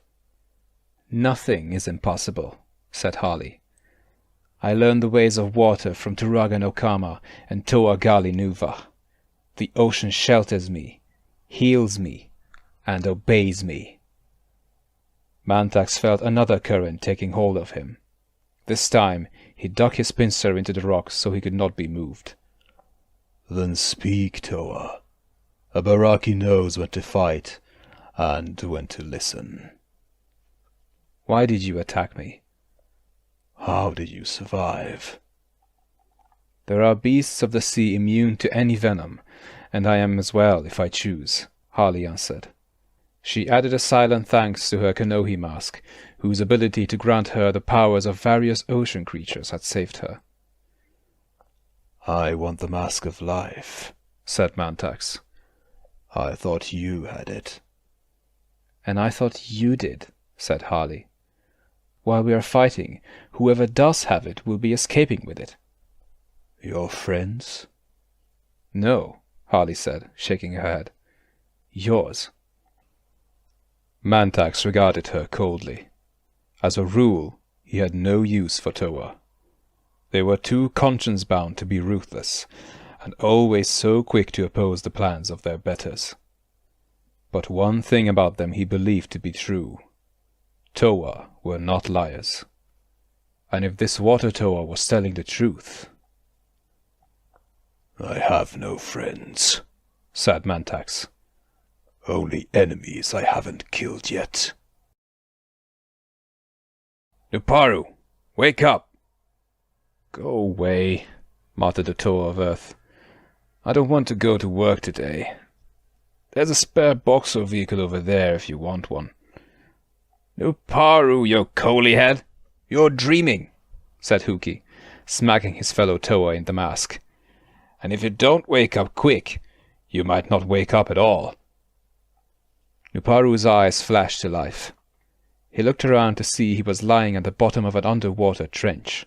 Huki was crouched over him. The Toa of Earth adjusted his mask and said, irritated, What did you hit me for? You know we can get out of here whenever we like. Good. Then tell them, Huki replied, gesturing over his shoulder. Nuparu sat up and saw what his friend was talking about. The sides of the trench were riddled with holes, each one housing a large, eyeless breed of eel. The mouth of each one was filled with more than 1,000 needle-like teeth. They jutted out of their holes, craning their bodies to snap at any fish that went by. He saw one stretch almost the entire width of the trench to catch a tiny red darter, then slowly withdraw into its nest. Okay, climbing is out, said the Toa of Earth. What about your mass power? We won't rise fast enough, said Huki. I could make them heavier, but there's an awful lot of them. I tried blocking their holes with elemental stone, but the mud's so soft the rocks just fell down to the bottom of the trench. Before I tried anything that could get us permanently dead, I figured I'd better wake you up. I know a way out, said Nuparu, but I'll need your help to make it work. Does it involve levers, pulleys, bits and pieces of borak, or gears bigger than I am? Asked Huki. No, it involves explosions. Lots and lots of explosions. Huki smiled. Then I'm your Toa. A few moments later, the two Toa Mahri stood back to back. Huki shouted, "Go!" Nuparu called on his elemental power to form a column of earth beneath their feet, lifting them toward the top of the trench. As he did so, Huki fired his Kodak blaster at any eel that appeared, while using his stone power against the rest. His attack blew large holes in the trench, sending some of the creatures tumbling toward the bottom. They were almost at the top when one ambitious Rahi vaulted from its hole through the water and wrapped itself around Huki. Off balance, the Toa of stone tumbled off the earthen column. Nuparu spotted him just in time and grabbed Huki's arm, but the eel was going for its victim's throat. "Let go!" yelled the Toa of stone. "I can't shoot the blaster with you so close." "If you use it at such close range, you'll blow your own head off," Nuparu shouted back. He dropped his own blaster and grabbed the eel by the throat. It hissed and twisted, trying to sink his teeth into Nuparu's arm. Huki took advantage of the breather to bring the power of his mass to bear. He lowered the creature's personal gravity so that it floated up and off his body. Nuparu released his grip on the Rahi, just as Huki used his mask again to raise and lower the gravity of the creature in specific spots, effectively tying it into a knot. Then he flung it back into the open sea. Nuparu gave Huki a hand up. They had reached the top of the trench now. A welcoming committee was waiting for them. Alec and 30 or 40 electric eels. "All right, let's take him apart," growled Huki. "And when we are done down here, I don't want to see even a puddle of water ever again." "Got a better idea," said Nuparu, smiling. "There are a few big sharks swimming way above where our friend is standing. What do you think would happen if they suddenly gained weight?" Huki nodded. Once again he used his mask, this time to increase gravity around the sharks Nuparu had spotted. Suddenly, the hunters of the sea were diving at high speed, smashing into the Barraki and the eels. The creatures responded with shocks to what they thought was an attack. Angered, the sharks attacked for real, savaging the Barraki's force in a frenzy. The two Toa could hear Alec cursing Prydak as he withdrew. "You know what?" said Nuparu. "I think we just ruined the friendship." "Yeah," agreed Huki, smiling. "And I'm all broken up about it." With his strength fading, Jala knew he had to take a desperate gamble. Reaching out blindly, he grabbed Kongu's arm and sent a blast of searing heat through both their bodies. The squid attacking them shrieked in pain and detached itself, fleeing for the open water. The two Toa Mahri staggered to their feet. Kongu leaned on the cavern wall for support as he eyed the two Barraki. "You call yourselves warlords?" he spat. "Warlords don't quick hide behind Rahi beasts. They do their own killing." "We are also smart enough to tell when an enemy is trying to bait us," said Kalma. "In our time, entire nations bowed before us. Cities fell, armies were destroyed. Do you really think a group of condemned Toa will prove more than a moment's annoyance?" Jala stood up straight, showing none of the exhaustion he felt. "We weren't condemned here," he said. "You Barraki got it wrong." "Why else would you be here?" said Karapar. "Nobody comes here unless they have to." "We came from an island on the surface called Mahri Nui," Jala replied. "We are here for the Mask of Life. Help us get our hands on it, and we'll show you the way out of this place." Kalma laughed for a long time. It wasn't a pleasant sound. "Escape to where? Look at us, Toa. We have been changed by this place. We can no longer live on the surface, and neither can you." Jala smiled. "But the mask can change that. That's what you think, isn't it? That's why you want it. We can make a deal. Or we can fight, and risk the mask getting destroyed in a battle." "Since when do Toa make deals?" asked Karapar, snapping his claws angrily. Don't treat us like we're rahi. Before we wound up here, your kind lived in fear of us. Everyone did. Past days, said Kongu. Is that all you have? We earn the right to rule, said Karma quietly. It is a right we never willingly surrendered. If we aid you now, it means going up against our allies. What do you have to offer that is worth that? Jala was silent for a moment. Then he said, When the Mask of Life is back in our hands, Barraki, we'll make sure you get all you have earned and everything you deserve. Oppose us, and I swear to you by Mahri Nui, we will destroy the mask before you ever get your claws on it. The Tower of Fire waited for a response. He didn't believe for a moment the two Barraki would truly honor any bargain made between them. But if it got him and Kongu out of his cave in one piece, he would worry about the inevitable betrayal later. Your offer is intriguing, said Karma. But promises and vows mean nothing beneath the waves. Even if we agreed, Prydak would never go along with aiding Toa. So you're going to do a favor for us in return for our assistance. What favor? Asked Jala. Kill Prydak. Then we'll talk. Matoro swam in the midst of a nightmare. All around him, Takea sharks were locked in battle with their reanimated victims. The carnage was mind-numbing, overwhelming, and more than a little sickening. Prydak's legions destroyed their foes, only to see them rise again through the power of the Toa's mask. And each time it happened, Matoro felt as if he had lost another part of himself. Is this the price the Mask of Life asked to save the Great Spirit Mahri Nui? The Toa of Ice asked himself. Already, I've seen Matoran enslaved, Piraka driven mad, Brutaka betraying everything he ever believed in, all in the name of a cursed mask. And now more death and destruction, this time through my actions. Where does it end? It doesn't, you fool, said Maxilos Makuta. So, said Matoro, you are still in that body. I thought you had fled at the first sign of danger. It seemed like a good idea to remain silent, the Master of Shadows replied. The Barraki and I are old friends. It is an acquaintance I prefer not to renew. You may not have a choice. They show no sign of backing down. There are always choices. Some easier than others.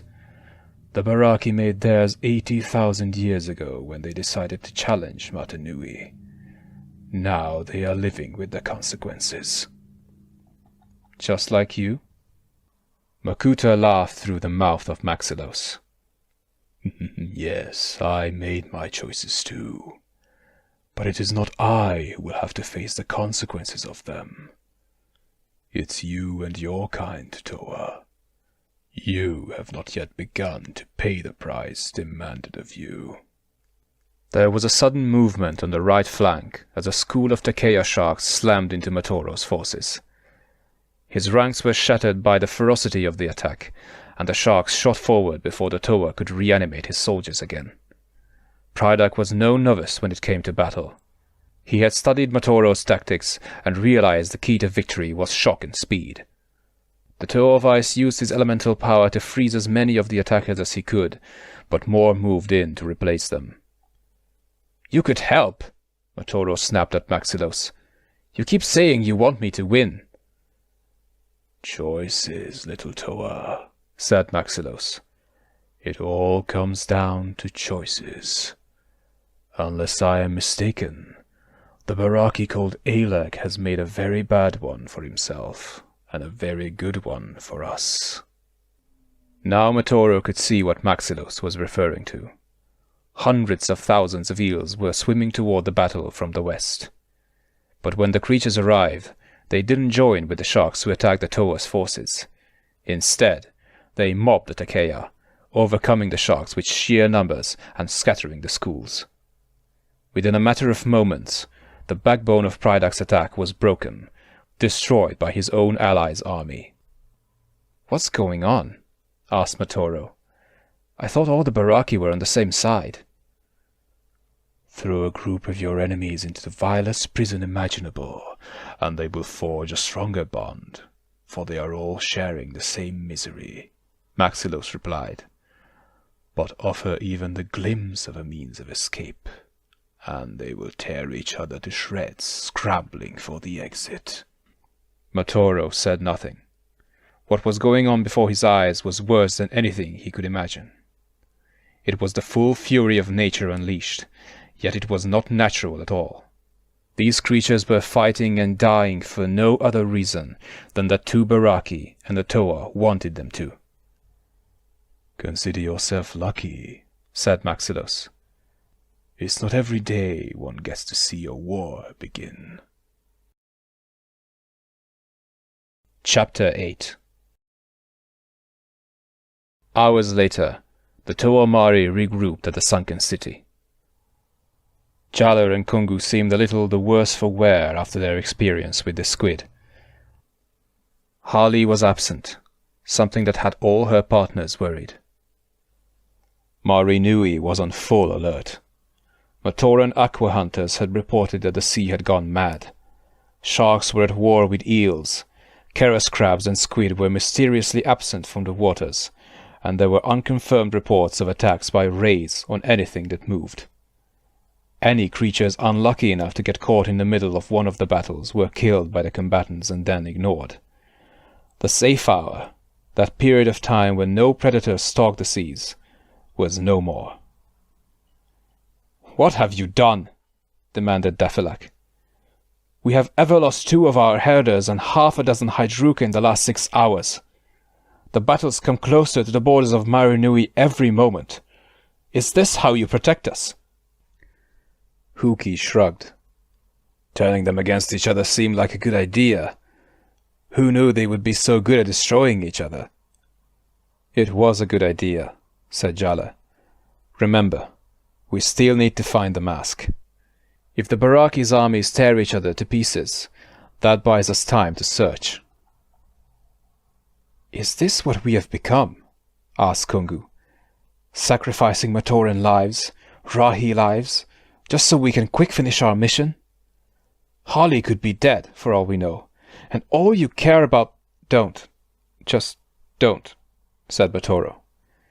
"If we fail at this, there won't be any more Matoran, or Rahi, or Harley, or any of us.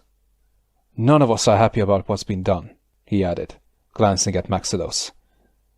"But I think we are going to have to do far worse before this is over." A Matoran swam up to Daphilak and said something quietly.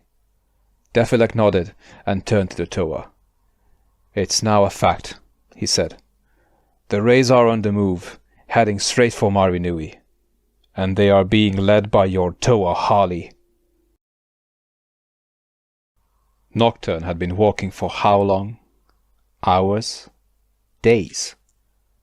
Alec was not in any of his usual places, nor were his eels. Every time Nocturne tried to get a sea creature to stop and give him an idea of where to look, the creature died at his touch. He stopped and looked down at the mask he was carrying. It was still glowing, though not as brightly as before. He wished it would just stop. The last thing one wanted in the depths of the ocean was to carry a great big light, since that would attract every predator for kios around. Why was he holding it around again? Oh yes, Prydak had insisted. He hated Prydak. "Maybe this is something he needs," thought Nocturne. "Maybe if I get rid of it, he will get into some kind of bad trouble. Maybe someone will even take his arm off, like he took mine." Nocturne paused, fumbled with the mask, and started to put it down on the sand. Then he hesitated. Prydak would know he had gotten rid of it and be enraged. He would take his anger out on Nocturne, like he said, and Prydag didn't make idle threats. Nocturne had once seen him go after another prisoner of the pit. Prydag hadn't killed the Skagdi he was fighting, no, but just wounded his leg enough to hobble him. Then Prydag had left, knowing that the hunters of the sea would swiftly zero in on anything not able to get away. The outcome had been predictable and messy. Better hang on to it, Nocturne decided. He turned north and resumed walking when something struck his tentacle, something sharp, and made him drop the Mask of Life. He glanced down to see that there was a dagger embedded in his appendage. Annoyed, he yanked it out and turned to see who would be stupid enough to attack him. Hydraxon hovered in the water, wrist dagger poised to throw, Kodak revolving blaster aimed right at Nocturne. "Far enough, runner," he said. "Drop the mask and surrender." Nocturne was very confused. "You're Hydraxon," he said. "Back when the earthquake hit and we all escaped into the black water, Takadox killed you. I saw it. You're dead." "I got better," Hydraxon replied. "And you're going back where you belong." "But where we were isn't there anymore. Don't you remember? The crowd shaking, the walls falling, the water flooding in." Hydraxon listened to Nocturne ramble on, but the words meant nothing to him. No such quake had ever happened, and he certainly hadn't been killed by a Barraki. Had he been the real Hydraxon, all those memories would have been too painful and real. But he was the jailer of the pit, recreated by the Mask of Life from a Matoran, and made to have no doubts, no fears, no frightening recollections. All that mattered was his job. He realized with a start that he had better get his mind back on his task. Nocturne had fired a sea squid at him, and he doubted it was to provide him with a loving pet. Hydraxon hurled a razor-edged boomerang and sheared the monstrous creature in half. Even then, its tentacles still crawled across the seafloor, trying to reach him. Before Nocturne could react, Hydraxon drew and hurled one of his back-mounted blades, knocking the squid launcher from his enemy's hand. Nocturne lashed out with his tentacle, wrapping it around Hydraxon's waist and drawing the jailer toward him. Hydraxon aimed his Kodak blaster at a nearby rock and fired, blasting it to rubble. "Next time it's your arm," he said coldly. Nocturne smiled. He suddenly remembered something about his old jailer. Letting Hydraxon go, he scooped up 2 rocks and slammed them together as hard as he could. The sharp crack was incredibly loud, and to Hydraxon's sensitive hearing, painful. The jailer took a few steps back, trying to clear his head. Nocturne took advantage and slammed into him, knocking the blaster from his right hand and pinning his left to the seafloor. He snaked his tentacle around Hydraxon's throat. "I'm using my arm right now, sorry," Nocturne said. "But thanks for all the weapons. I'll take them off your body when you're dead again." "Start with this one," said Hydraxon, mentally triggering his other backblade. It arced up into the water and came down, pinning Nocturne's tentacle to the ocean floor. Hydraxon seized the moment to bring a leg up and kick Nocturne off of him. Then the jailer drew back his arm, ready to hurl a wristblade right at Nocturne. "I'm here to bring you back," Hydraxon said. "It really makes no difference to me if some of your parts don't make the trip." Nocturne's shoulders slumped.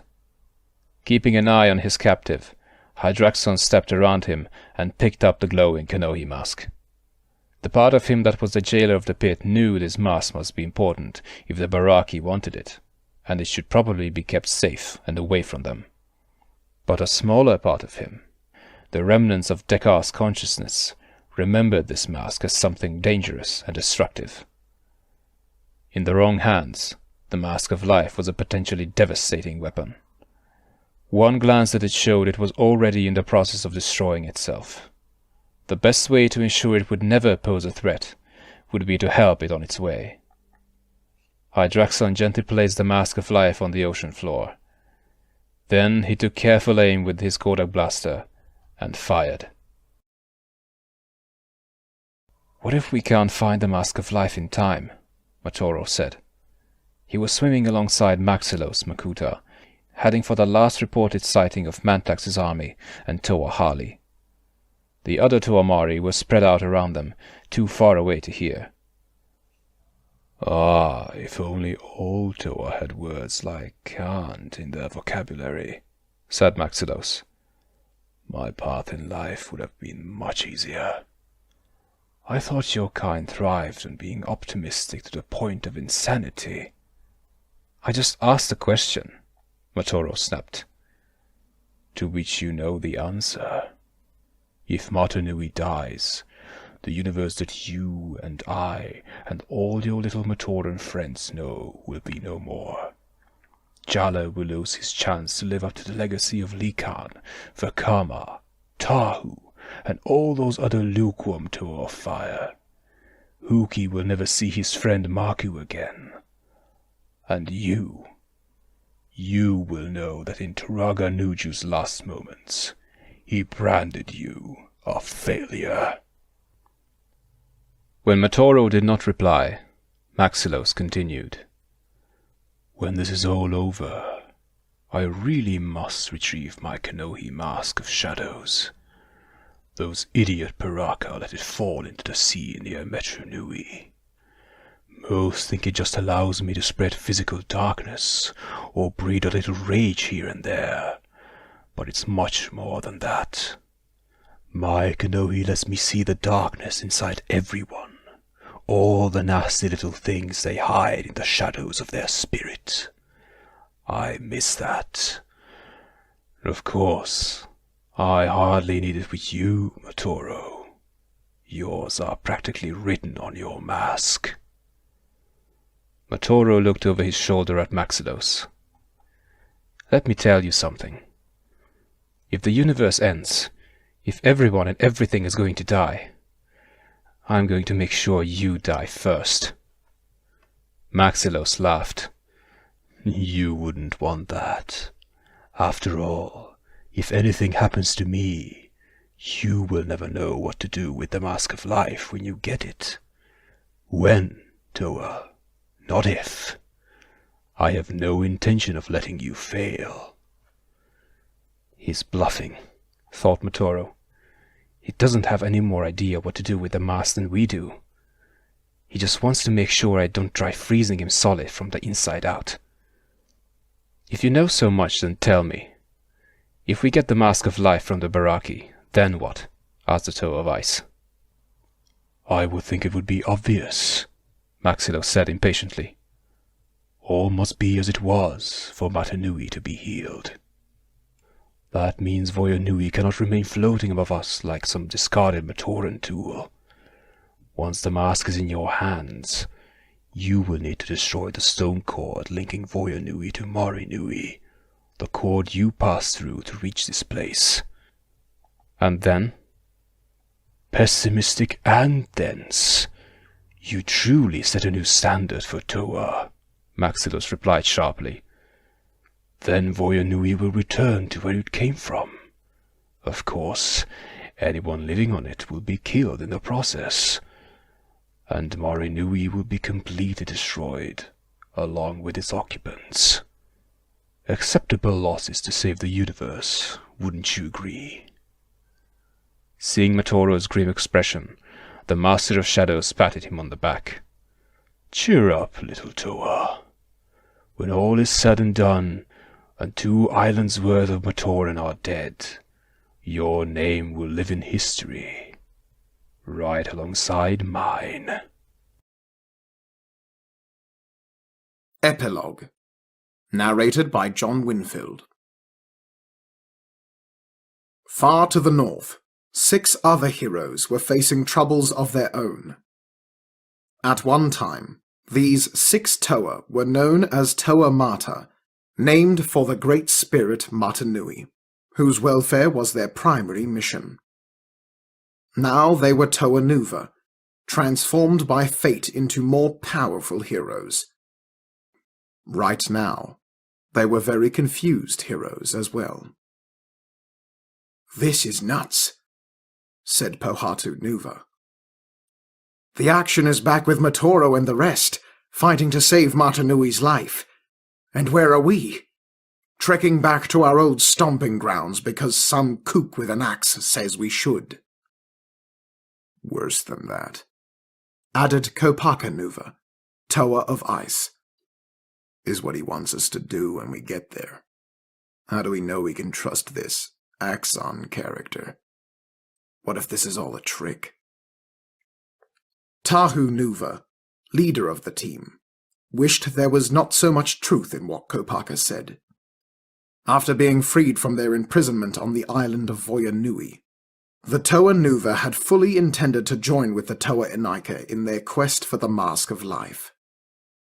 Instead, they had run into two strange beings, one called Axon, the other Botar, who informed them that a number of dangerous quests required their attention. They were the only ones who could do them. It was part of their destiny. But they had to leave now. And the first of these meant returning to the city of Mahri Nui. Faced with the urgency of the situation, they had taken Toa transport canisters back to the outskirts of that island metropolis. Now they moved quietly through darkened streets, trying to avoid being seen. "It makes no sense to me either," Tahu Nuva said finally. "But Axon helped the Matoran and the Toa Inika on that island, and he claims to know the will of Mahri Nui. We will take him at his word until we have reason to do otherwise." "Right," Pohatu said sarcastically. "The great beings know Toa are never deceived." "We're taking a risk, maybe a big one," Tahu replied. "And if it turns out we've been misled, then we have the power to deal with that. And with Axon, too." Their argument had brought them to their destination, the recently rebuilt Great Temple in the Gar Metru district. Destroyed by quake and fire 1,000 years before, it had largely been restored by the hard work of the Gar Matoran.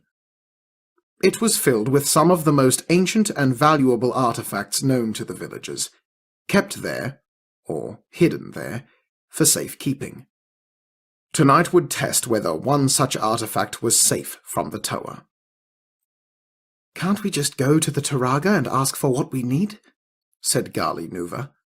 "Is this mission so important it must turn us into thieves?" "You know what would result, Gali. Endless debate," said Onua, Toa Nuva of Earth. "And in the end, unless we tell them how we know what we know, they will never agree. Makuta bones, we're the ones doing this, and we don't even agree on it." Lewa Nuva slashed his hand through the air. "Enough dark talk, unless we want the Matoran to hear. We're close enough now." "Then do it, Lewa," said Tahu. The Toa Nuva of Air nodded and triggered the power of his Kanoe Mask of Speed. Being a Nuva mask, its power could be shared with other beings in the vicinity. In a split second, all 6 Toa Nuva were now gifted with amazing speed. They took off at a run, flashing past the Gar Matoran guards, too fast to be seen. Nor did they pause to open the temple gate, but simply vibrated their atoms so they could pass right through the massive door. They did not slow down until they were inside. "From Toa to sneak thief, in one easy lesson," Pohatu grumbled. "Maybe when this is over we should see if the Dark Hunters have any openings." "This way," said Gali, leading them through the corridors and into a large, empty chamber. "There's nothing here," said Kopaka. "We have been misled. This Axon simply wanted us off Voya Nui for his own purposes." "You've grown too used to wearing a mask of vision, brother," Gali chided. "You insist on seeing with your eyes. If our information is correct, there is more to this room than is plainly visible." She took 3 strides toward the center of the room, 1 to the left, 2 more forward, and then 2 to the right. "Here, Pohatu, this block of stone requires your attention. The Tower of Stone joined Gali. Bending over, Pohatu grabbed the part of the floor she pointed to, sinking his powerful fingers into the rock. Then he effortlessly pulled the block free. All 6 Toa gathered around to see what was there. After a moment's stunned silence, Gali reached in and retrieved the unfamiliar object. It consisted of 2 short, round staffs made of wood, and rolled around them was a thin white sheet of a substance none of the Toa had seen before. "Odd," said Kopaka. "What do you think it is?" "Axon said we would find a vital message," Tahu said. "I expected a carving of some sort." Gali shifted the object in her hands, and it suddenly unrolled. Now all 6 Toa Nuva could see that there was Matoran writing on the sheet, just like the language found carved into stone tablets all over Mahri Nui. But this was not carved, rather it was painted onto the sheet in some way. "Well, that's dumb," said Pohatu. "Why use this when there are perfectly good rocks everywhere you look?" "We can worry about their choice of stationery later," said Kopaka. "I am still trying to digest what this says. Is it some kind of monstrous joke?" "Do you hear anyone laughing?" Tahu replied. "It says these actions must be taken to wake the Great Spirit. But some of what it asks, how can we be expected to do such things?" "No one said being a Toa hero would be a bowl of bula berries," said Lewa. "Now let's get out of here. It looks like we have a lot of unpleasant work to do." The first item on the scroll was, on the face of it, the easiest, and at the same time, one of the hardest for the heroes to bring themselves to do. A journey of several hours had brought them to their destination, the site of their first major battle as Toa Nuva. Here in this rock-hewn chamber, they had battled enemies called Borok Kal to keep even greater threats imprisoned. Now they were here to set 2 of their most powerful opponents free. The Barrag were still where the Toa had left them, imprisoned in a cage of solid protodermis. When they were free, they had led the Borok swarms who threatened to devastate the island of Mahri Nui. For reasons that were never clear, the Borok were determined to destroy every mountain, forest, and river, and return the island to a barren state. But the Toa had beaten them and the Barrag, and saved Mahri Nui and the Matoran from that fate. "And now we're just supposed to let them go?" demanded Pohatu Nuva. "Check that list again. Maybe Makuta signed his name at the bottom." "Pohatu's exaggerating." "Maybe," said Gali Nuva. "But, Tahu, how can this be the right thing to do?" "Axon said everything was not how it seemed," said the Toa Nuva of Fire. "If this will somehow help the Great Spirit to awaken, then we have to do it." "And if it doesn't?" asked Lewa Nuva. "Then we beat the swarms before and we'll beat them again," Tahu replied. "Now, join your powers with mine." Hesitantly, the 6 Toa Nuva pooled their energies and sent them out in a single beam. It shattered the Toa seal that kept the prison intact, and seconds later, the cage itself had collapsed. The Barrag were free once more. "Why have you released us?" asked one of the 2 monstrosities. "Because someone we trust says it is the order of things," Tahu Nuva replied. "The Borok were not meant to be on the island when they were, and so had to be beaten back. But now—" Tahu stopped, remembering the whole-scale destruction of the last swarm attack. No, he couldn't bring himself to say the words, even if Axon was correct. He couldn't believe the Great Spirit would want this. "Now, the signal will be given," Onua Nuva said. Tahu turned to look at the Toa Nuva of Earth, but Onua's eyes were focused on the Barrag. "The Borok will be awakened, and they will carry out their task," Do you understand? We do, said the Barraki in unison. The island of Mahri Nui shall be as it was in the before time. What have you done? Pohatunuva said, mask to mask with Onuanuva. We have to cage those two up again, now! Onuanuva shook his head. I believe I've done what I had to do, he said. I've taken the first step toward the future. No one ever said the trip would be an easy one. The air was suddenly filled with a shrill sonic tone, and in countless nests, hundreds of thousands of Barraki came to life, ready to resume their mission of destruction. End of the book, Prisoners of the Pit.